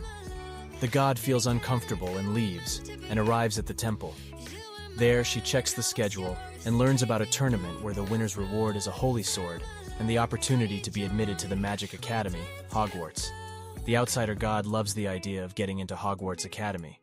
Meanwhile, Hansu arrives at the inn and lays Dialoka down. He checks his stats and notices that the outsider's blessing is present, which means the outsider god didn't abandon him. The inn's employee appears and asks about Dialoka being a demon. Before Hansu can reply, his curse massacre is activated, causing the girl to get scared and run away. Although he understands that it's happening because of his curse, it doesn't bother him. While thinking about getting revenge on the thieves who attacked them in the market, the outsider god returns and mentions that her journey was solitary and demands a compliment. After receiving a compliment, God asks Hansu where he is going. He informs her that he is planning to get revenge on the thieves. Outsider God urges him to go to the academy, but Hansu says he'll decide after teaching the thieves a lesson. Outsider God doesn't believe him and throws a tantrum, demanding that he promise to go to the academy. But Hansu replied that he would promise if the god helped him teach the thieves a lesson, to which the god agreed. Later, he went to the merchant, and with the god's help, he was able to communicate and buy some slaves to attract the thieves' attention. While they are talking, Hansu is shot by an arrow from one of the thieves, but he easily deflects it and mocks the thief, which causes their boss to confront him with his team.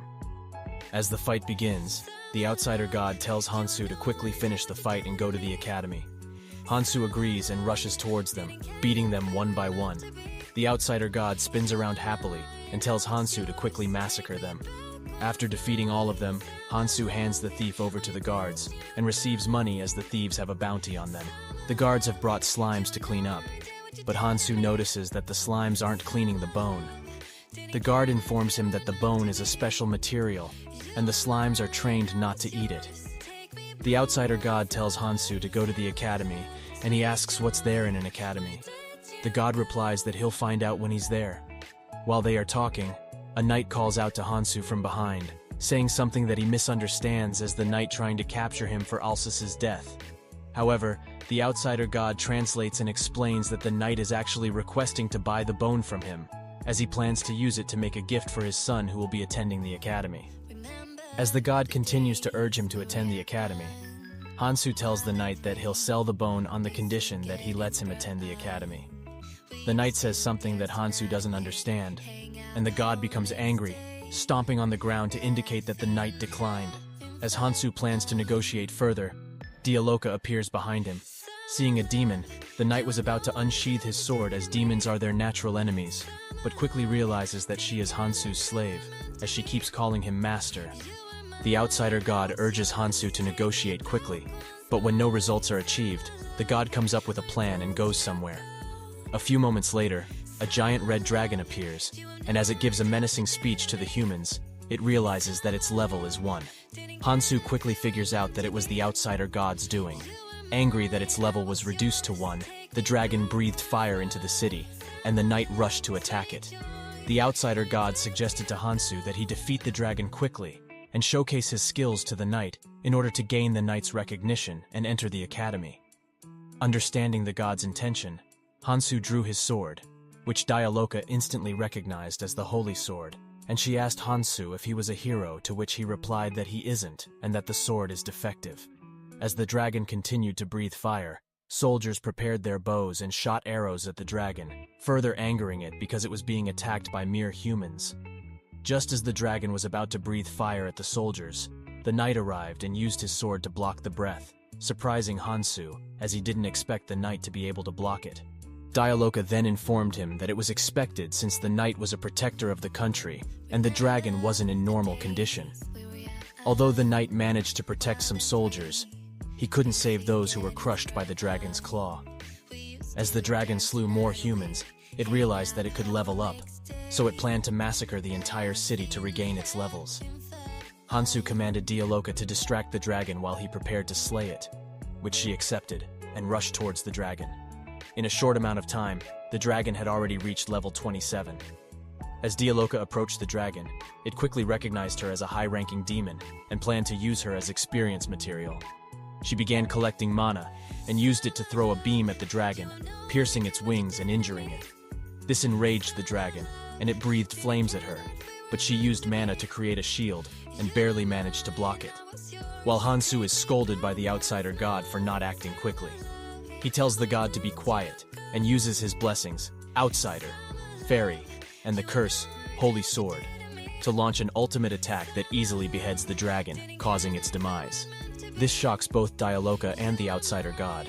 Before dying, the dragon learns Hansu's level and feels humiliated to be defeated by a level 1 human. So it gives Hansu a curse called King's Wrath, which provokes nearby dragons. If his life is in danger, he will be attacked by dragons. While devastated by receiving another curse, Hansu notices Dialoka's happiness upon seeing her stats. He asks how she can be happy when her master is cursed, to which she replies that it's not the case.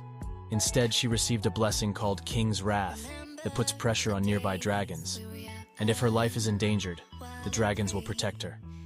Hansu then turns to the knight, who quickly looks away, indicating that even he received that blessing, which causes him to become more depressed, while the outsider god praises him with a bright smile.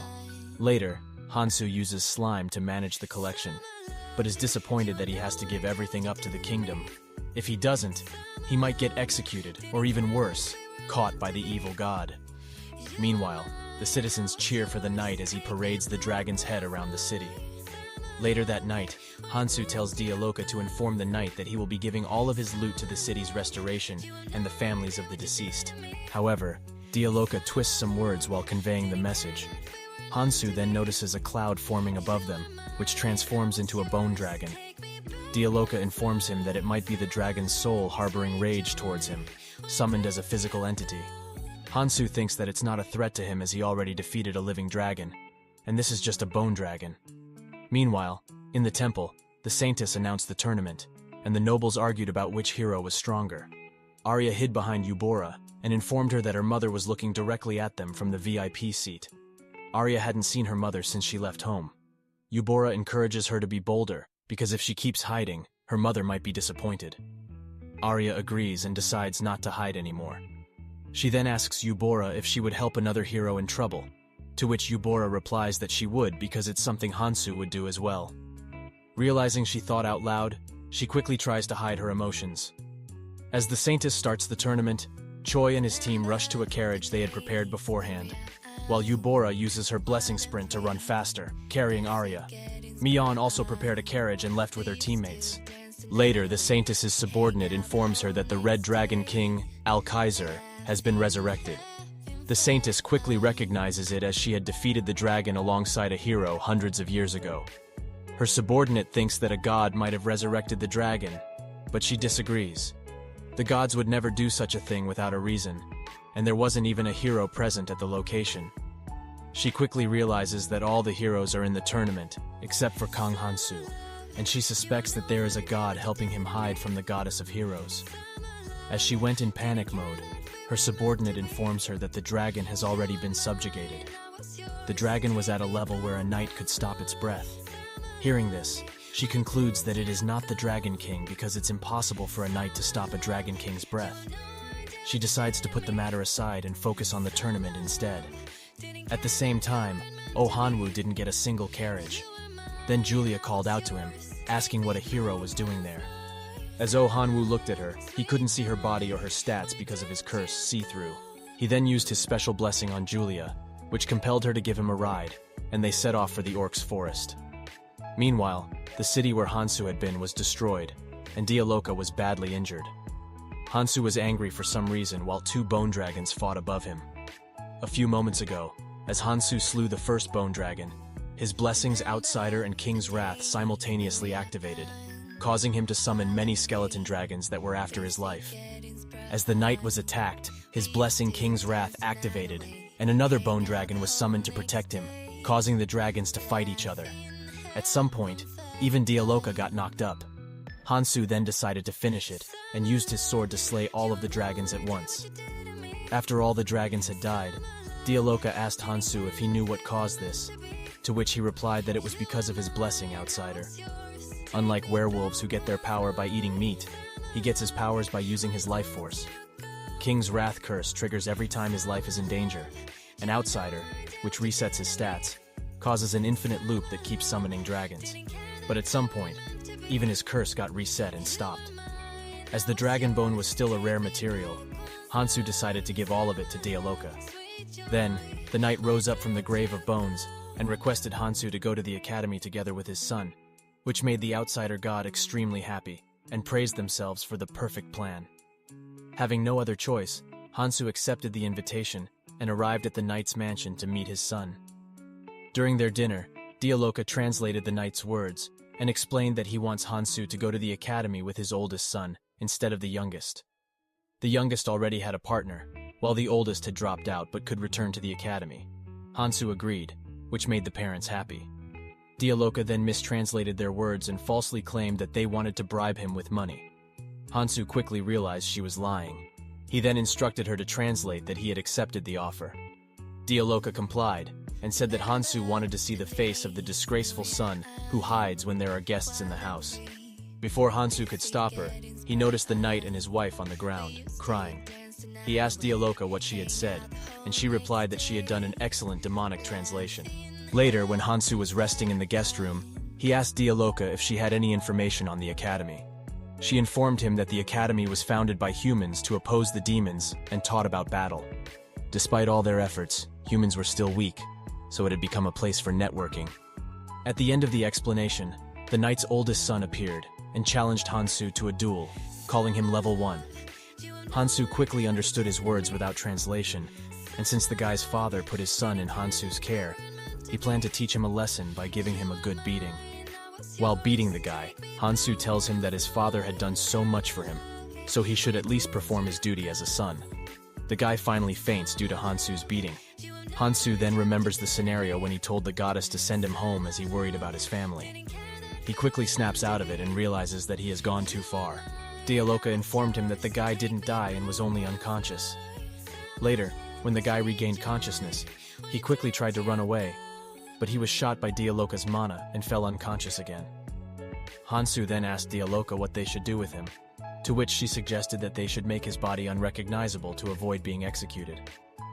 Hansu quickly declined and took him to the knight, who brought a healer to heal his son. Upon waking up, the guy quickly tried to attack Hansu. Seeing that the guy hadn't learned his lesson, Hansu used his Curse King's wrath to summon a bone dragon and got crushed in its jaw, which scared the guy. Hansu then broke the dragon's teeth and emerged from it, saying that they would be good friends.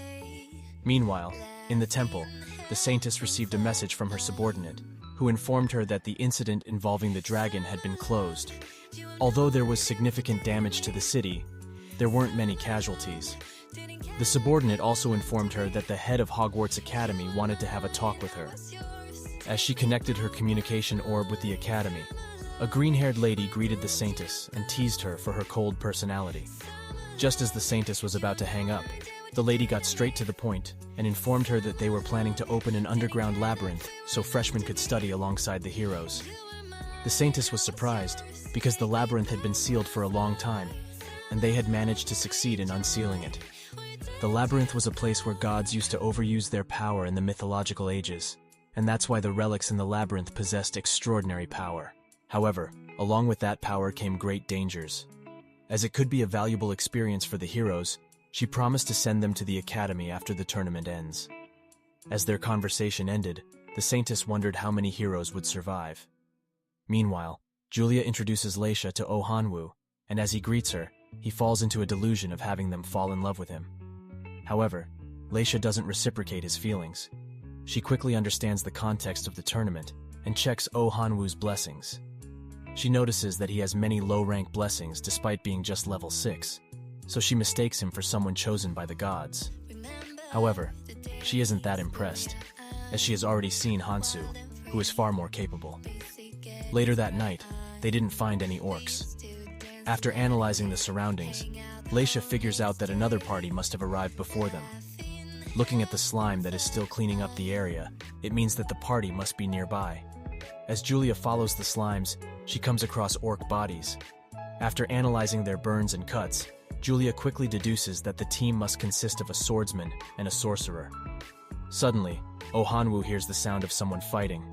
After following it, they witness Yubora and Arya battling orcs. Yubora uses her fire magic while Arya uses her swordsmanship. As Arya is about to be attacked, Yubora uses her warrior blessing to block the blow and easily defeats the orc. Oh Hanwoo calls out to Yubora, questioning how a meek class president could be so strong. She replies that excellent students with high overall performance always become class presidents, and it's the same here. The only difference is that this is happening in a fantasy world. Oh Hanwoo refuses to believe this, as he read in the novel that only protagonists are supposed to be strong. A certain male god shakes their head, and the childish god lightly agrees with them. As Yubora and Arya are leaving, Oh Hanwoo shouts at them, expressing his wish for her to get second place. In response, she mocks him, saying that she wishes him to get first place. He misinterprets her words by thinking that she is cheering for him, and assumes that she is the female protagonist who will also fall in love with him. Another god seriously wonders if a powerful curse has to be placed on him. As they were distracted, orcs emerged from behind Leisha and Julia. They quickly prepared for battle, but Oh Hanwoo insisted on fighting them alone, and told them to stay back and watch. He used fire magic to attack the orcs, but due to his curse, Hunting, which strengthened all nearby monsters, his fire magic had no effect on the orcs, and he was sent flying. Although he hit the ground really hard, he was able to survive thanks to his blessing, Survival, which increased his chances of not dying. If he wondered how he survived, he would get a headache. Leisha and Julia realized that heroes aren't that big of a deal compared to Hansu, who had defeated a level 16 orc despite being only level 1. Leisha then asked Julia if they would be able to meet Hansu again, to which she replied that they would if he came to the academy. The fight began with Julia using her swordsmanship, and Leisha employing her magic to attack the orcs, who were strengthened because of Oh Hanwoo's hunting curse. Despite that, they were able to defeat all the orcs. Leisha asked Julia what they should do about the unconscious hero. She suggested Julia carry him on her back, but Julia declined, saying her back hurt. Leisha also complained of back pain, indicating that neither of them wanted to carry Oh Han-woo. Observing the scenario, a certain evil god burst into laughter. Meanwhile, Choi arrives in the forest and sees Mi-yeon, who caught up with them using a carriage. He calls her a coward, and she responds by pointing out that he was the one who used the carriage first. Choi warns her not to disturb him during his hunting. In response, she mocks him, stating that his weak threats won't work. Unable to tolerate her mocking, he leaves. Later, Choi begins hunting by commanding his team to use fire magic, while he utilizes his swordsmanship to deliver the final blow. While Mi-yeon's team is surrounded by orcs, and one of them has even lost an arm. Mi-yeon herself is also cornered by orcs due to her blessing charm. Realizing the situation, she quickly shouts for help, and the guy who lost his arm rushes to protect her, but stumbles upon a dead orc's arm and falls. Another team member suggests that Mi-yeon be used as bait while they run away, as she has the saint's backing and probably wouldn't die. The guy with glasses agrees with the idea. Mi-yeon is shocked that her teammates betrayed her and regrets not returning to Earth with Han-soo. She then resigns herself to being the bait, but the guy who lost his arm, Baek-ilman, refuses to run away and tells Mi-yeon not to give up. She ignores him and lures the orcs using her blessing to the other side, and as they capture her, she closes her eyes, awaiting her demise. Then she hears Baek-ilman's voice, and as she opens her eyes, she sees that his arm has miraculously healed, and all the orcs are defeated. Baek-ilman then faints, while a certain demon god is proud of the contract they made. Later, as the tournament ends, the Saintess is surprised by the outcome, as according to her plan, Yubora should have won. Her subordinate advises her to inform Hero Choi about Han-soo's bag, and requests his cooperation. However, the Saintess believes that Hero Choi is still not trustworthy enough. She decides to put the matter about Han-soo's bag aside for now, and gets ready to announce the tournament's victor. As Han-soo made his way to the academy with the Night Sun Taker, he wondered if it was okay for him to enter the academy while being chased by the royals. The outsider god assured him that everything was all right. Han-soo then asked the reason why the god insisted on him attending the academy, threatening not to buy picture books if the god didn't tell him. The outsider god criticized his savage threats and threatened Han-soo that she would cry. As they arrived at the Hogwarts Academy, the knight's first son handed the admission permit to the guards, which was confirmed by the teachers, while Tiger panicked about returning to the academy he hated the most. As they entered the academy, Han-soo noticed that it was more like a military base than a typical academy. The knight's youngest son then informed him that many people would be watching, and calling him by his first name would be weird. Han-soo had already expected this, as he had enrolled in the academy with the identity of a young master's servant, so he told the youngest son to call him whatever he felt comfortable with. The girl sitting next to him introduced herself as Salona, and expressed her hopes of getting along. As he checked her stats, he noticed the cursed nobility, which meant that she was a former noble. Later, he wore uniforms and prepared for the admission test, but Dialoka commented that the uniform didn't suit him, and it was obvious that he would be ignored since he was only level 1.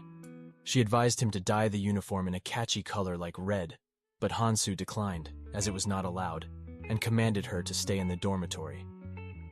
Later, as the exam began, the teacher was amazed by the fact that Han-soo managed to pass all the physical exams despite being a level 1. The teacher asked if he knew about fairy applicants, thinking it was a common question in the exam. Han-soo answered that he knew a bit about them, as he had been shot by a fairy's arrow. The teacher found his answer interesting, considering the fact that he was able to face off against fairies with bows despite his curse and mixed blessings. As a result, the teacher gave him a pass on the test. As they shook hands, the teacher told him to always seek his help if anything happened, to which Han-soo gracefully accepted and left. As he was heading to his dorm room, the outsider god urged him to go to the statue. Han-soo inquired why, and the god replied that they liked the statue. Later, when he arrived in front of the statue, the knight's youngest son called out to him and informed him that it was a statue of the hero Pedonicus, who was summoned in ancient times. Then suddenly, a senior called out to Han-soo and told him to hang the cloth. Han-soo questioned what was on it, and the senior replied that it was for welcoming the heroes who would be attending the academy. He quickly realized that the heroes were his former classmates. As he started to panic, the outsider god assured him that everything was still all right and that the other gods weren't around. If the classmates arrived, Han-soo would meet the goddess and the other gods, although he planned to avoid meeting them until he grew stronger. However, he decided to trust the outsider god, which made the god really happy. Suddenly, the senior called out to him again and told him something that he didn't understand. Then the guy grabbed Hansu by the collar and took him somewhere where he saw another freshman student getting bullied. The guy then pinned Hansu to the wall and informed him that they were in a place where even the staff doesn't come, meaning there was no surveillance either. Hansu took the opportunity and grabbed the guy by his neck, summoning a portal from which he took out a hammer and used it to hit the guy in the head. He then went to the other senior who was beating up a freshman and also grabbed her by the neck. He told the freshman to leave, and as he did, Hansu began to beat the seniors. Later at night, he arrived in the dorm and saw Dialoka on the bed. He asked her that if she were to take up the entire bed herself, where would he suppose to sleep? She replied that she was just making sure that Salona didn't take the window bed. Hansu was shocked to learn that in the academy, they allowed boys and girls to stay in the same room. He then asked Dialoka where she would be sleeping, to which she informed him that ordinary slaves were supposed to sleep on the floor. Since she was not ordinary, she would sleep next to him. However, he quickly declined and planned on sleeping somewhere else. He then told her to follow him somewhere, to which she happily agreed and asked where. He informed her that they would sneak into the academy late at night. Later, Hansu and Dialoka arrived at a hotel to look for the senior who could help them sneak into the academy. After finding the guy, Hansu explained that he needed his help to silently infiltrate the academy and offered him money. Although the guy agreed, he didn't trust Hansu because he had brought a high-level demon with him. He then told Hansu to leave the girl behind and go. Dialoka then kicked the guy in the face, causing others to rush in and attack her, but she easily managed to defeat them. While they were fighting, Hansu caught a glimpse of Dialoka's black panties, but quickly snapped out of it and decided to leave. Later at midnight, Hansu attacked a senior and took her cape. Although he was able to enter the academy quietly, he realized that it would be difficult if more people arrived, and it would be troublesome to immobilize them instead of ending them. Later, Dialoka asked why they had come to the academy so late at night, to which Hansu replied that he had some business with the statue. Upon seeing the statue, Dialoka informed him that Pedonacus was a hero's comrade, and he tried to go for the hero's lady, but was expelled. As Pedonacus held resentment against the heroes, he swore allegiance to the vampire queen, resulting in him becoming a vampire and ultimately succeeding in kidnapping the lady. Dialoka also informed him that she once heard that the statue contained a clue. She then told Hansu to look closely at the statue of Pedonacus and the female swordsman he had kidnapped. Although there wasn't a path between them, it was strange that there wasn't a single obstacle between them. Moreover, Pedonacus was looking at the swordsman, but she was looking somewhere else. So Dialoka suggested that they follow the direction where the female swordsman was looking. After following it, they found a map engraved in the ground. Dialoka quickly recognized it as a map of the area near the lake. However, that area was vast, and it would be impossible to search the entire area. But there was a legend that a freshwater mermaid who lived there turned into stone while endlessly waiting for Pedonacus. Hansu then asked how far the place was, to which Dialoka pointed at the mermaid statue, stating it was here. Seeing the statue, Hansu wondered why she was crying while looking down. He then checked the statue's viewing direction, and suddenly something started to glow in his hand that appeared to be a ring. While wondering what it could be, he received a blessing called forgiveness that made others confess their sins when looking at his merciful face, and also made them forgive his sins looking at his sad face. Although Hansu was happy that he finally received a blessing and not a curse, a certain god didn't like the development and was extremely uncomfortable. Later, he was caught by the teachers who questioned Hansu's identity as he was being escorted by a high-ranking demon and didn't appear to be ordinary. He assured them that he was just a normal student, but the teachers didn't trust him.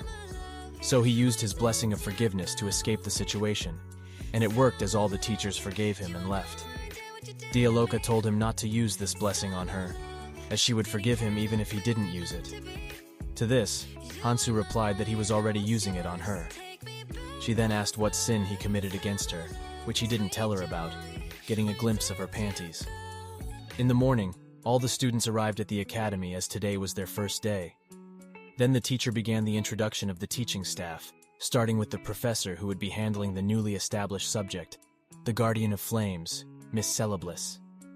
As she introduced herself, Hansu didn't remember her. Instead, he felt familiar with the phoenix on her shoulder and remembered a moment that he considered to be a bad memory.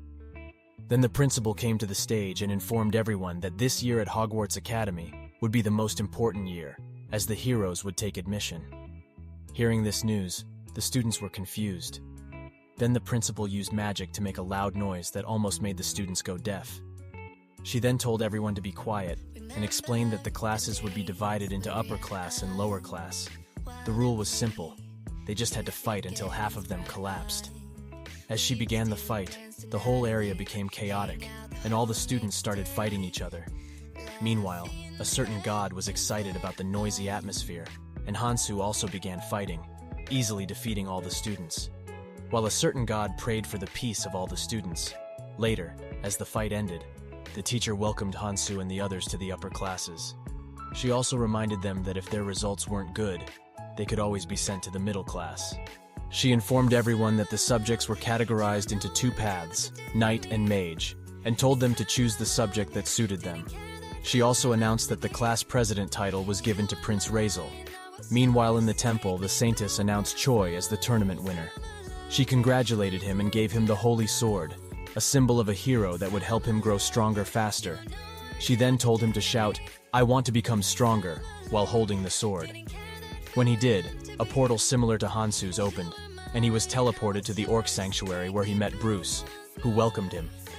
As he was about to ask about the place, the Guardian Orc arrived and informed him that according to the rules, his training would begin. Meanwhile, the teacher wouldn't let Hansu join the classes, saying he wasn't prepared. When he asked why he couldn't join, the teacher informed him that those who didn't have the warrior's blessing couldn't attend his classes. He was then kicked out. Although he was extremely angry, he calmed himself down and remembered that most of the people he knew had the warrior's blessing. Pissed off, he used his blessing's outsider and fairy to burst open the door and showed the teacher his sword aura. Although the teacher was amazed, he still refused to accept him. So, Hansu extended the aura more, causing the teacher to accept him. He then asked the knight's youngest son how to learn the warrior's blessing, to which he replied that he learned it by using medicine, which made Hansu disgusted, as they didn't put any effort into it. Then he was approached by the class president, who praised him for his performance at the entrance ceremony, and told him that if he became his subordinate, he would provide him with medicine that could help him get the warrior's blessing. Hansu declined, which made the guy angry. However, Hansu used his new blessing of forgiveness to easily make the guy forgive him. The outsider god was sure that Hansu was the type to become the class president, so the god was looking forward to the later development. Later, as starting with theoretical class right from the first day would be boring, the teacher prepared something that all the students would love, the dragon bone that had been subjugated recently, which he bought with his 10 years of savings. Hansu was surprised as he didn't expect to see this again, and thought that the world was indeed small. After the classes, as Hansu and the others were discussing about the next class, 3 students called out to Hansu, and he quickly recognized them as the ones he sent to the lower class. He then told everyone to leave and decided to follow them as he was getting bored anyway. They led him to a place where Taker had been beaten up by the students who had lost to Hansu in the admission ceremony. It appeared that they wanted revenge for their humiliation. Hansu then opened a portal and took out a bone, easily defeating one of them, and challenged the other to come at him. The blonde-haired guy was shocked, as Hansu had been able to defeat the Prince of the Kingdom of Mercenary, who used heavy swordsmanship, a strong opponent against whom even he couldn't win. Hansu had also easily defeated the Princess of the Kingdom of Lake, who used her flexible body like a mermaid to deflect any attack. As there were only a few students left, Hansu provoked them, causing the guys to rush to attack him. But before they could do anything, his curse massacre and annihilation caused all the ghosts of the monsters who had died by his hand to appear and haunt the students. Hansu was confused as to why his curses had activated, and decided to end all of them quickly. Later, he went to Taker, who was pretending to be unconscious. Hansu told him to take the blame for defeating the royal students, as no one would believe that a level 1 could defeat them. Although the guy strongly opposed it, he had no other choice but to accept. Hansu then suspected that the Guardian Orc was spying on him, as he hadn't specified what he needed, but received a perfect bone with blood on it. A certain god asked for his opinion, but Hansu was sure the orc didn't send him something that he used to beat up others, as he had told the orc not to attack the natives who lived there. Meanwhile, in the orc's sanctuary, Choi repeatedly lost to the orc and got beaten while the orc felt bored, as he needed to control his power while attacking him. The orc then told Choi to get up and start over again. Although Choi knew that the guardian orc was a different level from the other orcs, he thought that this training would make him stronger and believed himself to be the legendary hero. He rushed towards the monster with his delusion, but he was easily caught, causing his bone to shatter, and he received a headbutt. Then, the orc threw him into the air while launching a punch at him. Meanwhile, Kogmos wondered why Dialoka was with Hansu and arrived at the goblin cave, where all the goblins welcomed him and called him the king.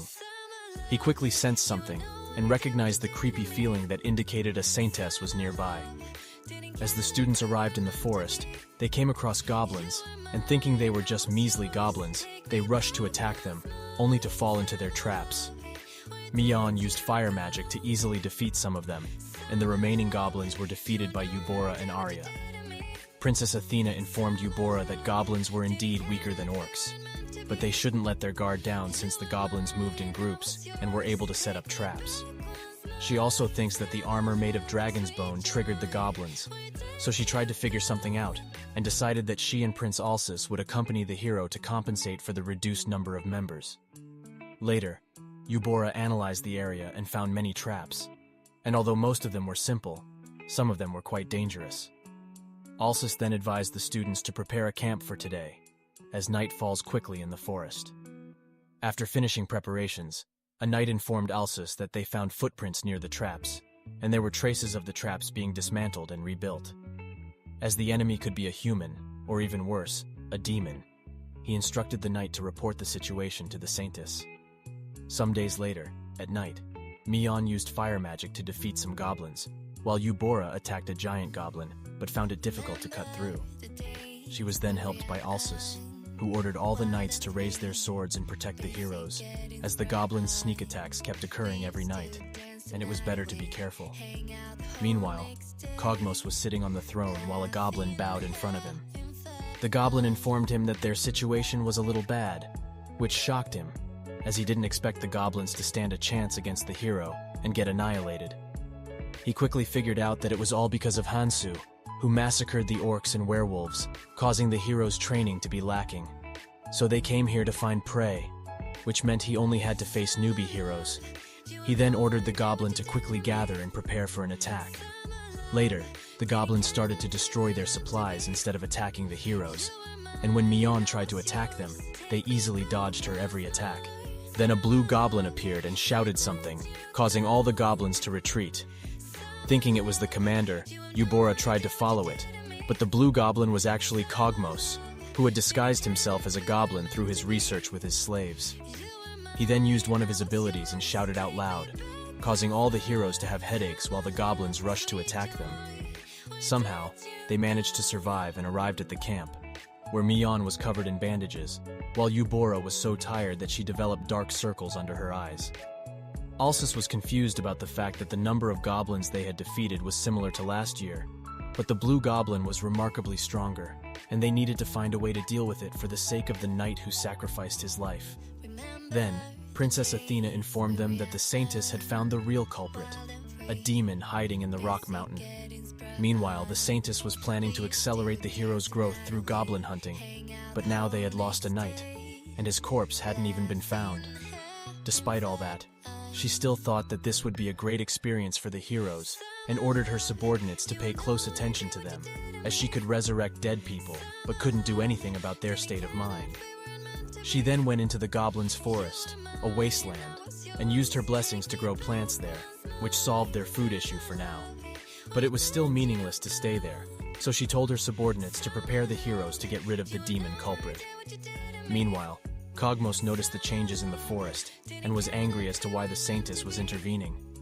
While he was thinking of a way, his slaves asked if he had any plans, to which he shouted at them and told them to shut up. He knew that the goblin and he would end up dying no matter what, but it would be possible to save the human girls. He thought to himself how ridiculous it was for someone who had always prioritized his life over everything else, and now trying to sacrifice his life to save humans. Meanwhile, Mion reached level 13 while hunting and planned to catch up with Eubora. However, she was troubled by the fact that she was deep inside the forest and out of mana. As she was planning to return, 2 goblins arrived and attacked her. At the same time, Hansu was following the direction indicated by the ring's light, which suddenly disappeared, indicating his arrival at the destination. He was then attacked by fire magic from above, which turned out to be from the magic teacher who scolded him. Hansu used his blessing of forgiveness, and the teacher forgave him, explaining that it was the magic shooting range. Hansu then encountered Leisha, whom he didn't recognize at first, but then remembered her and called her Leia. Leisha corrected him, stating that her name is Leisha, not Leia.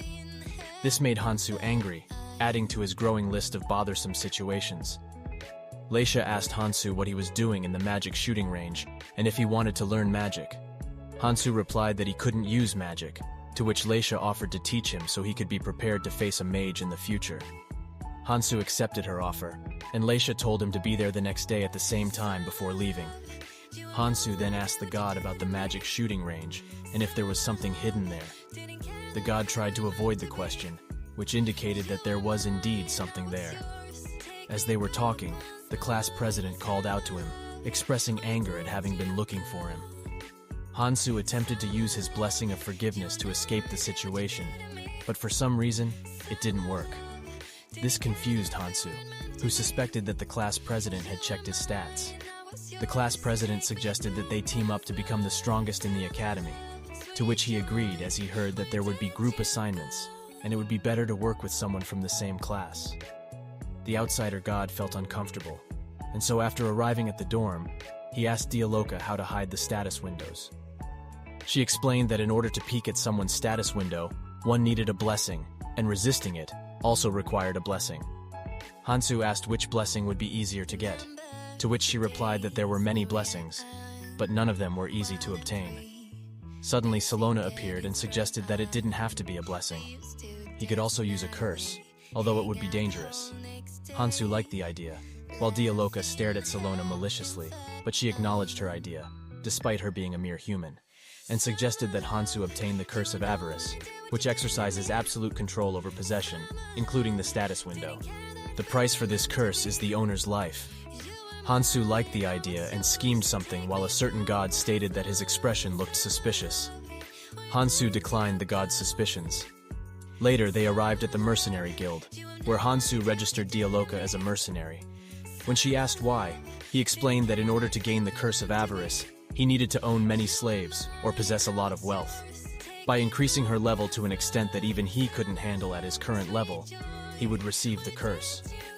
Although Dialoka agreed, she worried about her curse hunting and explained that it was a powerful curse that could make an orc as strong as an ogre, comparable to the knight they had encountered. Hansu reassured her, telling her not to worry too much, as they were just going to hunt some werewolves. As they started to hunt the werewolves, Dialoka used her aura to attack, but due to her curse hunting, the attack was shallow. Hansu stepped in and easily slew all the werewolves. He then instructed Dialoka to bring their canines, and for some reason, she burst into laughter. Hansu noticed a slime eating one of the werewolves and told Dialoka to bring them right away, which she happily accepted, indicating that she had started to like Hansu. The next morning, Hansu arrived at the academy, where Taker complained that because of his fault, they had to clean the restroom for 15 days. Then Leisha called out to Hansu, which made Taker angry, as he had a crush on her. He asked about their relationship, and Hansu slammed him, expressing frustration at everyone making a fuss about everything. Leisha informed him that she would teach him magic after classes today, and then left. Hansu then dragged Taker to the low-class dorm, and upon arriving, Hansu was surprised by the dorm's condition. Then, Prince Alpus from the Night Kingdom, whom Hansu had beaten earlier, called out to him with his gang and kneeled, stating that they were representing their country. Kneeling in front of him was shameful, but they wanted to reconcile with him because if they didn't reach a higher class in the next exam, they would lose their titles as nobles and be cursed. After checking their stats, Hansu learned that those with the noble blessing had to distribute their experience to their bloodkin, as it would become harder for them to level up in the future. Hansu promised that he wouldn't bother them and told them to do what they wanted. This made all the guys happy, and they thanked Hansu, while a certain god became angry and protested that mingling with them was not what an outsider should do, and that they were not trustworthy. Later, as Hansu walked with Leisha, he was angry because everyone was looking at him strangely due to the guys kneeling earlier. He asked her where they were going, and she replied that they were going to a place where no one could disturb them. Hearing this, both the outsider god and Hansu were shocked, as they misinterpreted her words. They quickly realized that it was not what she meant. She then informed him that she had recently worked with a hero, which shocked Hansu. Leisha continued to explain that she had worked with the hero for a short period of time, but quit because he was too much for her to handle, as the guy hunts recklessly. Hansu quickly realized that she was talking about Oh Hanwoo, who used to read fantasy novels every day. He speculated that Oh Hanwoo must have adapted quickly due to his knowledge of fantasy worlds, while outsider god tilted their head at his thought and giggled slightly. Later, as they arrived at their destination, Leisha helped Hansu meditate, which worked, and he felt something hot rising. However, the outsider god felt very uncomfortable and punched him. Hansu ignored the god and continued to feel the increasing magic. Suddenly, his blessing outsider activated, causing the magic to disappear, while the outsider god felt proud and joyful. Then, his blessing, outsider, ranked up from E to D, causing his body to overflow with energy and make it unstable. He quickly realized that if he tried to control it, his strength balance would collapse. So he gathered all his energy in his hand and shot it into the sky. While he felt refreshed, Leisha was shocked and asked him how he used magic. Seeing his dumbfounded expression, she realized that he used magic without even knowing it. Now that Hansu knew he could use magic, he tried to do it again and shot it into the sky several times. The teacher noticed and rushed to see who was using magic recklessly on campus. Upon seeing Hansu, who had skipped swordsmanship class and was now using magic, the teacher decided to teach him a lesson and told him to give up on magic. Hansu quickly tried to use his blessing of forgiveness to counter the situation, but it was nullified. As the guy rushed to attack him, Hansu used magic to counterattack. Later, he was forced to attend the magic class, although the teacher forgave him. He told Hansu to attend the magic classes sincerely, which he accepted. Then he noticed that everyone had partners, and since the class president didn't arrive, he went to sit next to Prince Alpus. Although Alpus initially refused to sit next to Hansu, he later accepted due to Hansu's threats. Then Celeblis arrived with her phoenix and introduced herself as the magic class teacher. Her phoenix flew over to Hansu and started glaring at him, confusing him as to why the bird was acting this way only towards him. Teacher Celeblis announced that the class would be held twice every month. Thinking it was a good idea, Hansu asked the prince's opinion, but messed up his name and called him Mulpus, to which the prince shouted loudly, correcting him that his name was Alpus, not Mulpus. As Celeblis scolded the prince, she noticed Hansu sitting next to him and became flustered. She quickly withdrew her statement and said that the class would end today, and left, saying that from tomorrow onward, they would have classes every day at the same time. Hearing that classes would be held every day, Hansu blamed Alpus, while wondering why he keeps meeting guys like Cogmos. Meanwhile, Mion woke up and met Cogmos, who welcomed her into his cradle and introduced himself as the 14th son of the Dark King, Cogmos. Although Mion was shocked, she was attracted to his looks and voice. Thinking that even the son of the Dark King was considered a prince, she decided to seize the opportunity and used her blessing charm to charm Cogmos.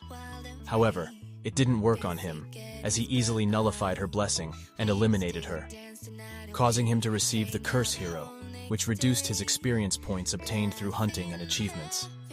He was mortified as he couldn't level up anymore, meaning he couldn't take Dialoka from Hansu. Suddenly, a goblin informed him that he had a guest, who turned out to be Eubora.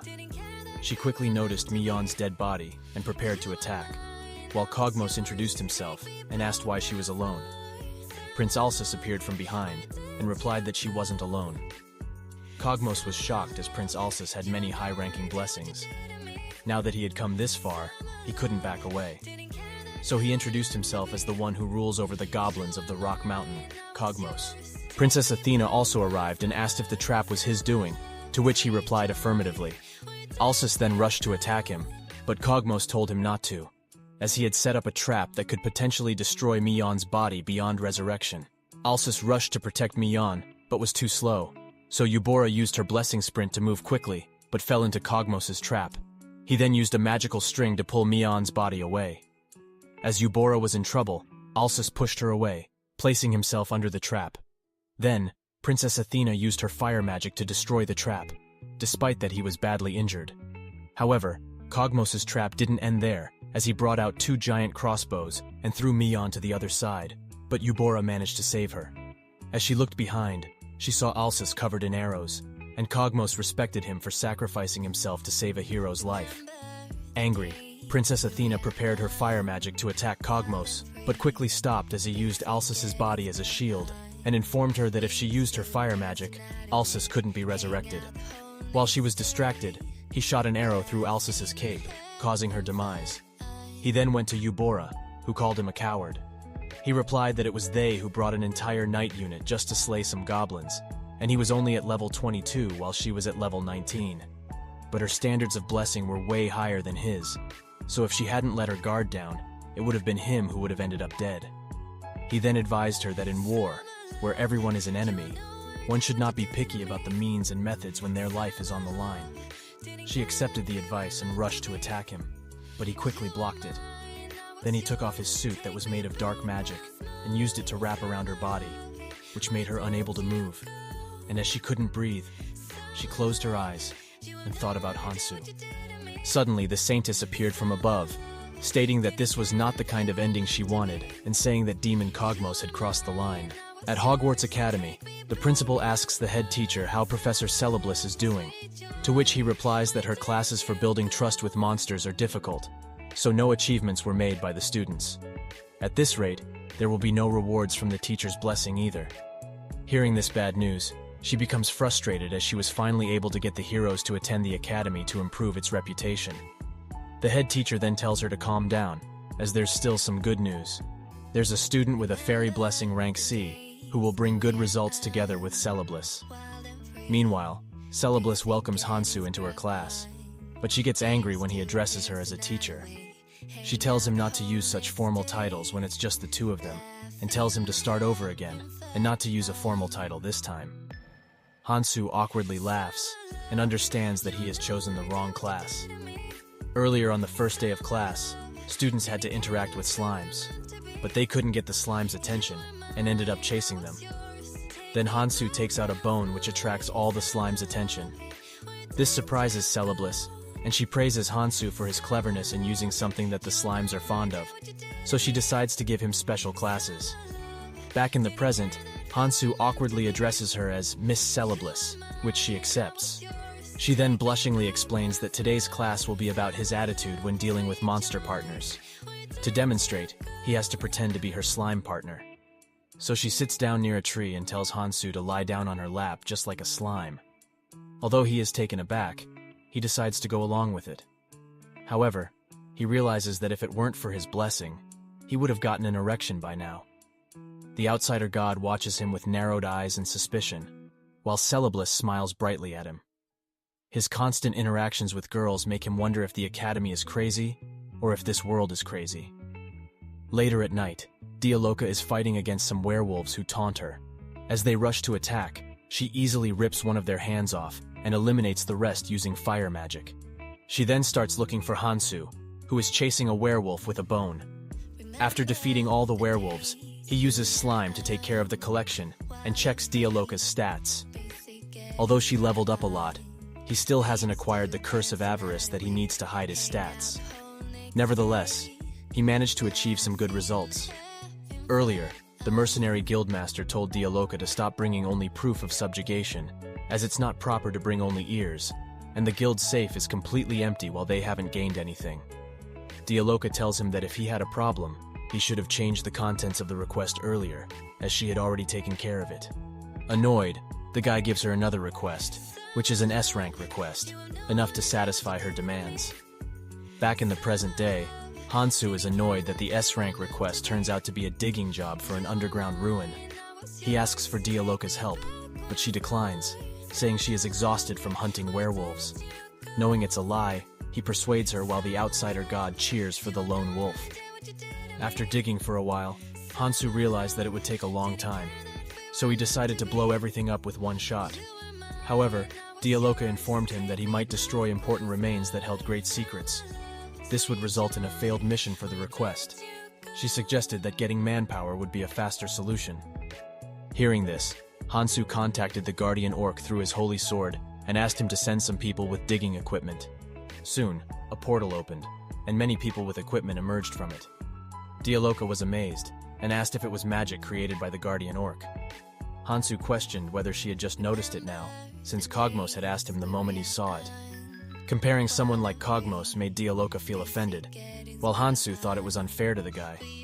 As they watched people dig, the outsider god criticized Hansu, saying it's not what an outsider should do. Hansu explained that letting others work for him still qualified him as an outsider. The outsider god was amazed by his wisdom. He then asked Dialoka how the number of people had increased, and she replied that he had bought many slaves earlier who had moved to the orc sanctuary. Then a girl named Yao, who came with the workers from the portal, offers Hansu some food. While he's eating, she informs him that a hero has come to the orc sanctuary to train and become strong. Hansu thinks that going there himself might expose him to the goddess of heroes, so he decides to avoid going there for a while. As the sun rises, he decides to head back to the academy and leaves Dialoka in charge of the workers.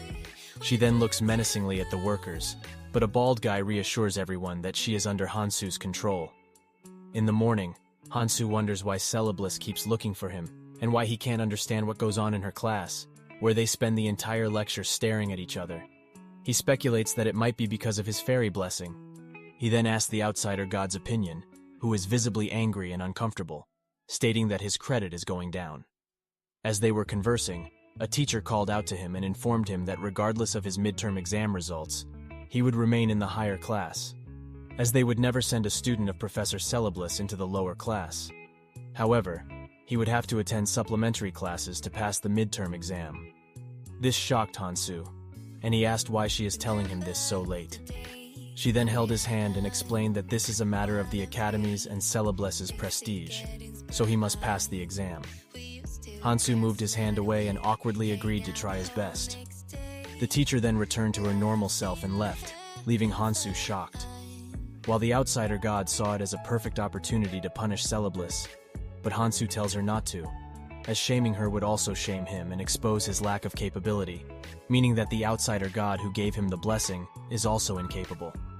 The outsider god calls it all nonsense, but now that he has to attend supplementary classes, he aims for the top result to easily pass the midterm exam, to which the outsider god agrees.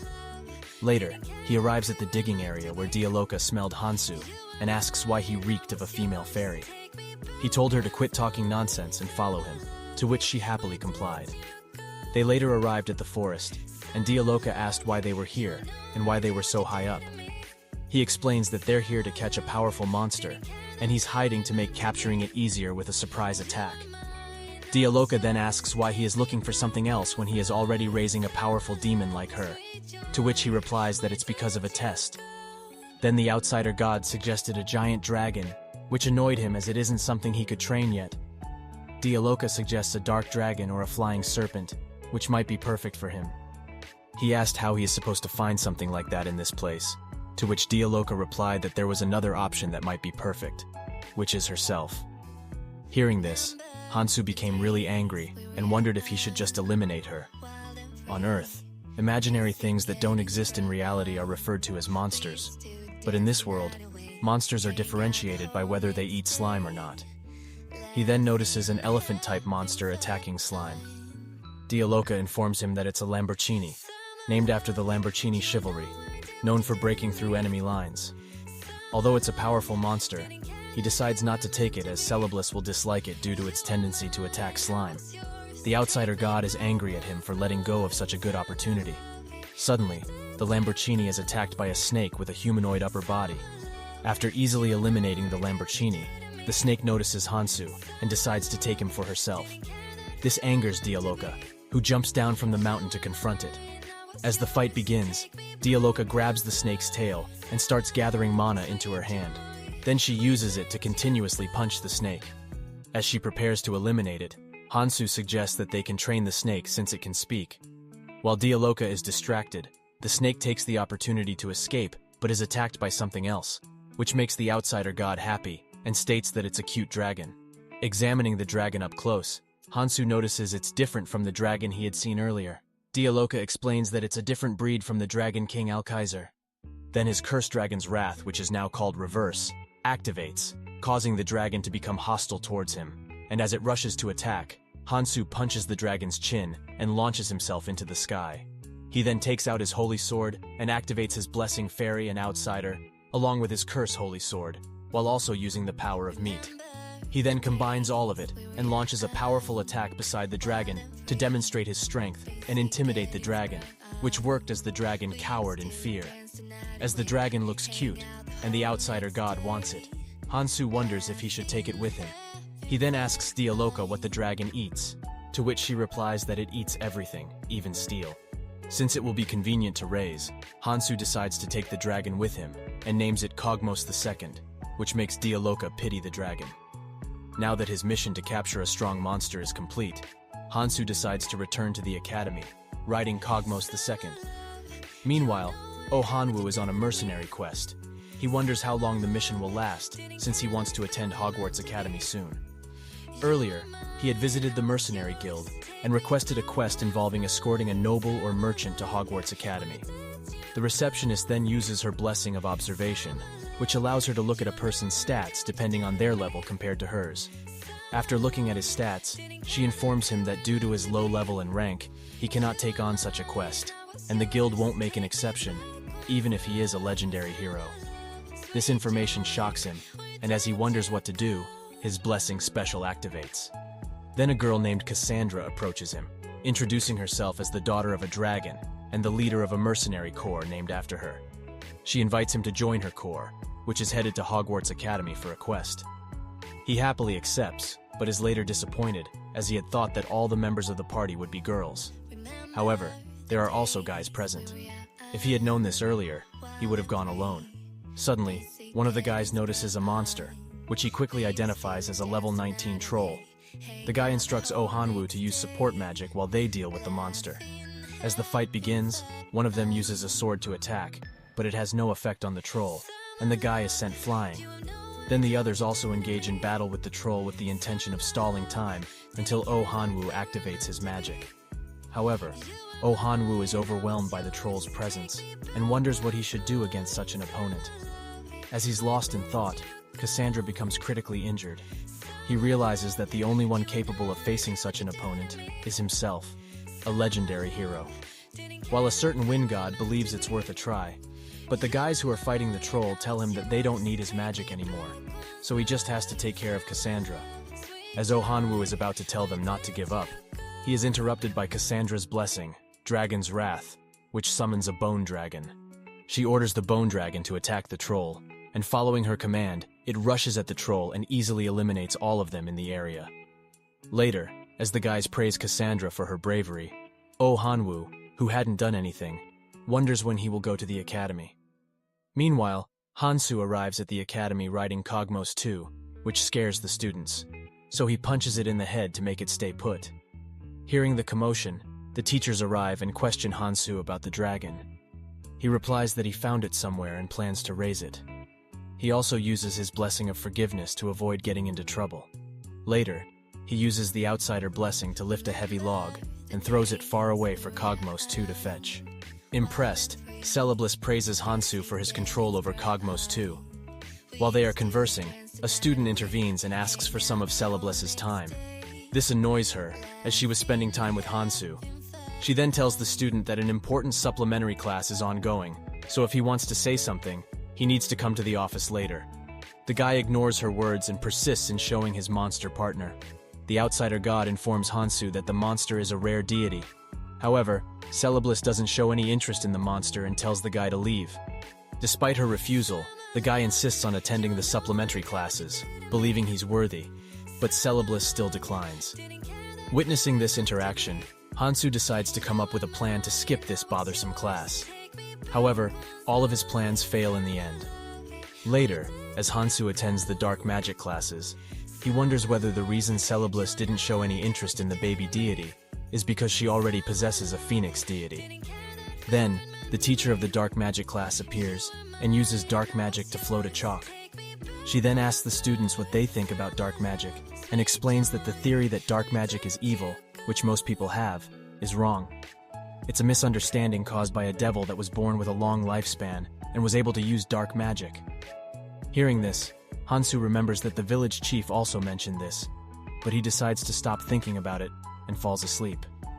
Later at night, he goes to the digging area and tells Dialoka that he learned about the principle of dark magic in class, and wonders why fairies can't use dark magic, to which Dialoka informs him that in order to use dark magic, one needs to have a long lifespan. But the fairies don't have a long lifespan like angels or demons. They survive longer by stretching their lives. For example, a wound that would heal in a day for a human takes 2 weeks for fairies. This elongated healing process allowed them to compensate for their limited vitality by gaining additional time. On the other hand, demons have a long lifespan and quick healing rates, making fairies unable to compare. She then seductively says that the demons are also superior at nighttime activities. However, her seduction didn't work on Hansu at all, as all he understood is that the problem is the healing rate. Then, 2 guys shouted happily as they finally completed digging and found the ruins. Hansu then slides down the pit, and as he inspects the opening of the ruins, he realizes that it's much deeper than he had expected. Dialoka asks if he would enter immediately, to which he replies affirmatively and asks if she would like to join him. She happily accepts, and then the 2 of them jump into the ruin. Upon reaching the ground, Dialoka uses fire magic to illuminate the area. Then they hear a sound from behind and see a troll preparing to attack. Hansu inquires about the monster, and Dialoka informs him that it's a troll. He then draws his holy sword and easily defeats the troll. Then 2 more trolls appear, but Hansu defeats them effortlessly as well, though he's annoyed that his clothes are covered in their body fluid. Suddenly, his ring starts to glow, indicating that the mercenary guildmaster wasn't lying about the hidden treasure. Following the ring's direction, Hansu and Dialoka stumble upon a wall with a small crack from which wind is blowing. Dialoka speculates that there might be more space behind it, so Hansu uses his Blessing Outsider to break through the wall. As the dust clears out, they see a room with old-fashioned furniture, and the lights are also on. Hansu feels bad for destroying someone's room. He then loudly asks if anyone is alive there. Dialoka questions his stupidity for thinking that there might be someone alive. As he steps into the room, a hand rises from the rubble. Dialoka identifies the owner of the hand as the room's inhabitant. Hansu quickly backs away and apologizes for intruding, but Dialoka tells him not to apologize to a corpse. Suddenly, a human rises from the rubble and asks how they got here, as this hidden prison can only be opened by a witch. As the man appears healthy, Hansu tells Dialoka to apologize to him for calling him a corpse, but she refuses. Then the man starts going crazy while repeatedly saying the word witch. He suddenly rushes to attack Hansu, who easily dodges and counters using his Blessing Outsider and the Holy Sword, cutting the man in half. However, he quickly realizes that the man has a regenerating ability similar to the Guardian Orcs, which can only be used in a certain area. He speculates that this room might be the man's designated area for regeneration, so he kicks the man out of the room, ensuring that he doesn't regenerate.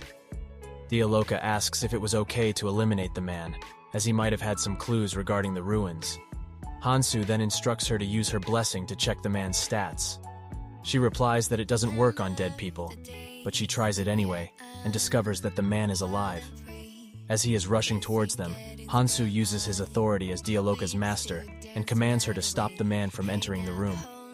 Although she isn't willing due to her curse, her body moves on its own and kicks the man, causing him to get stuck on the ceiling. This makes him angry, and he says that she should have sent him farther away, as he is still in the room, so he can regenerate at any time, and might even go berserk again.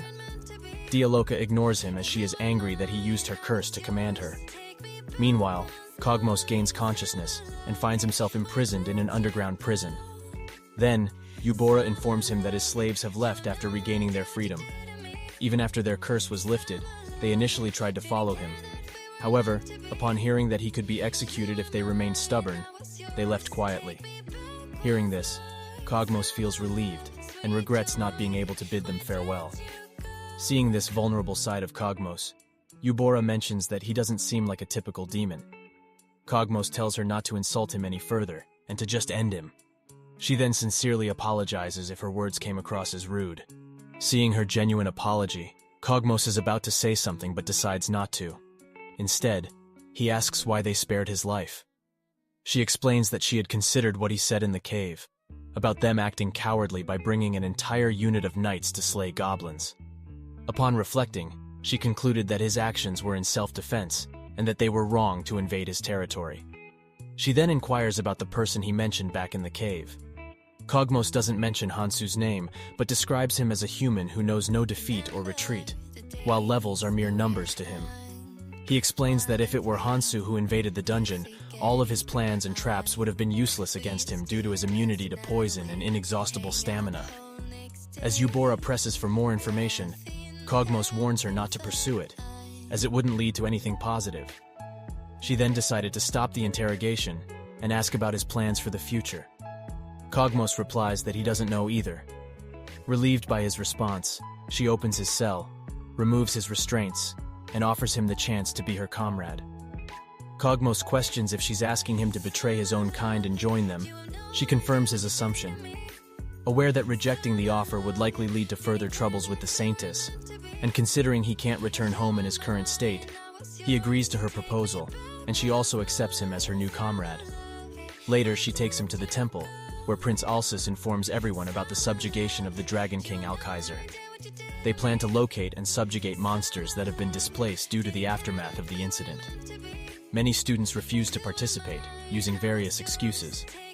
Prince Alsus states that those below level 7 are mandatory participants. Kogmos is shocked to witness heroes struggling to reach even level 10 and whine about it. He then checks one of the heroes' stats and discovers the Blessing of the Noble, indicating that these heroes are sold to nobles. He acknowledges Saintess's cleverness in acquiring a real hero like Yubora. She asks if he wants to greet the other heroes, but he declines, stating that he's going to rest and to call him when he's needed.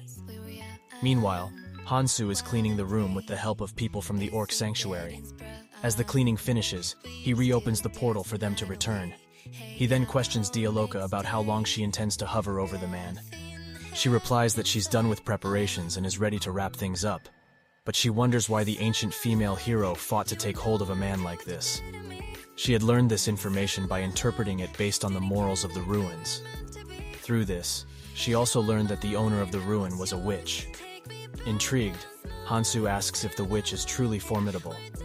The man replies that the witch's power rivals that of gods, but the outsider god dismissed it, stating it's not even close to being possible. The man continues and explains that he was captured by the witch, who prevented him from reuniting with the female hero he loved and his child. Although Hansu understood his pain, he asked the man why he was speaking while lying in such a manner, making it less interesting. The man replied that he didn't know either, as he didn't know that the outsider god was sitting on top of him. Feeling bad for the man, Hansu decided to give him a gift as a token of encouragement. He then opened a portal above the guy, from which many gold pouches and dragon bones, which are really rare items, fell on him. The reason he's giving these gifts is so the man can live a good life. Later, Dialoka is impressed by how Hansu effortlessly raised a reliable security guard through simple conversation and gifts. And as the man was moved by Hansu's actions, he will surely protect this place and prevent further mercenary guild follow-ups until they obtain the ruins' treasure. Hearing this, the outsider god is shocked and admires his wisdom, while in truth, Hansu had just done it out of kindness. Suddenly, many trolls appear out of nowhere and rush to attack Hansu, who easily dodges their every attack. Then, Dialoka informs him that there are too many trolls, so it'll be difficult to deal with all of them. Agreeing with her, he picks her up, and as she blushingly asks what he is doing, he replies that he doesn't want to lose another translator. He then comes up with an idea, and although it's bothersome, he decides to do it anyway. He activates his blessings of Outsider and Fairy, along with his Curse Reverse, to simultaneously summon bone dragons. These dragons are initially hostile toward him, but upon seeing the trolls, they become confused. The trolls then started to attack the bone dragons, while Hansu took advantage of the chaos to eliminate all of them at once. Later, when all the chaos has settled, Hansu asks Dialoka if she is alive, to which she blushingly replies that she is indeed alive, but her ability for self-restraint is dead. She then grabs Hansu's collar, pulls him towards her, and kisses him. Witnessing this, the outsider god is astonished, but quickly snaps out of it and becomes angry, condemning Hansu. Then the ground starts to break beneath them, and they fall through to a floor below. Dialoka asks if he knew that there was a floor beneath them, to which he ignores her and wonders why everyone is after his lips. He is happy that everything settled down so easily, and thinks that his curse of annihilation and massacre was activated for no reason. Dialoka mentions that she is slowly getting an outline of when the runes were made, as the roof they broke through is restoring itself. Such phenomena are commonly seen in ruins from the mythological age. Hansu asks if it's similar to the guardian orc and the man they had met earlier, to which she replies affirmatively, informing him that even the saintess can resurrect people. However, she cannot bring things back to life, like bringing a sculpture back to life. And when the flesh dies, it wounds the soul. However, if the soul remains unharmed, he will be able to resurrect himself, like the guardian orc. And he can also see it with his unique blessing. Hearing this, he remembers that from the very beginning, he had questions about the outsider blessing's description. And although it could be due to the inclusion of the curse massacre, he can still see the souls that have always hung around him. He then asks Dialoka if having the blessing of outsider means that if his soul is not wounded, and even if he were to die, would he be able to resurrect himself? She replies that it's theoretically possible, but she has never heard of a blessing that can directly control the soul. The outsider god doesn't like their conversation and feels uncomfortable. Suddenly, Dialoka hears the troll's sound coming from afar, and Hansu's ring starts to glow again, indicating that treasure is nearby. Since they can't keep dealing with trolls, Hansu decides to enter further into the ruins before the trolls appear.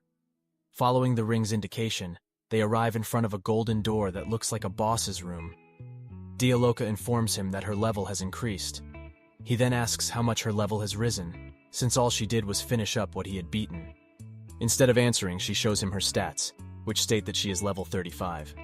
Shocked, Hansu questions how it went up so much. She explains that although she had eliminated many trolls, but her main level increase came from eliminating the room owner, who was level 38. Suddenly, the door reacts to the ring and opens. Dialoka tells him not to be surprised, as it's very basic magic. They enter the room, and although Hansu can't see anything due to the thick fog, Dialoka can see a little, and is shocked by the sight of a huge waterfall. Someone inside the waterfall, who appears to be a mermaid, welcomes Hansu and calls him her dear husband. This angers Dialoka, who says that the mermaid is experience points for her to level up more, while the outsider god agrees with her. Hansu then tells the both of them to calm down and asks the mermaid why she's calling him her husband, to which she replies that he's being rude, as he had accepted the ring and the blessing she had sent as an invitation. Dialoka is shocked, as she recognizes her as Archwitch Angvrora, the only one in the history of Fantasia to have slain a demon king on her own without being a hero. Angvrora confirms Dialoka's assumption and explains that in the past, she had put everything into her past love, for which she even betrayed her hero friend and trapped her loved one in the dungeon. With the hero no longer alive, her only way to seek forgiveness is death. She then uses water magic to create dragons and asks Hansu if he can grant her end. Hansu finds her request to be amusing. Then suddenly, the water dragons attack him and Dialoka. He swiftly dodges the attacks while carrying Dialoka. Angvrora is confident that Hansu won't be able to dodge her next attack since he's in the air without wings. However, Dialoka takes out her wing and carries Hansu, who tells her to throw him at the mermaid. As she did, he activates his blessings Outsider and Fairy, along with his curse, Holy Sword, and launches a powerful attack. However, despite the attack being very strong, Angvrora begins to regenerate. She then uses her water magic to restrain him. Hansu then jokingly asks why she did that since he couldn't move. He tells her to let him go, but she refuses, explaining that she had tied him up to take away his freedom, adding that heroes are too simple-minded.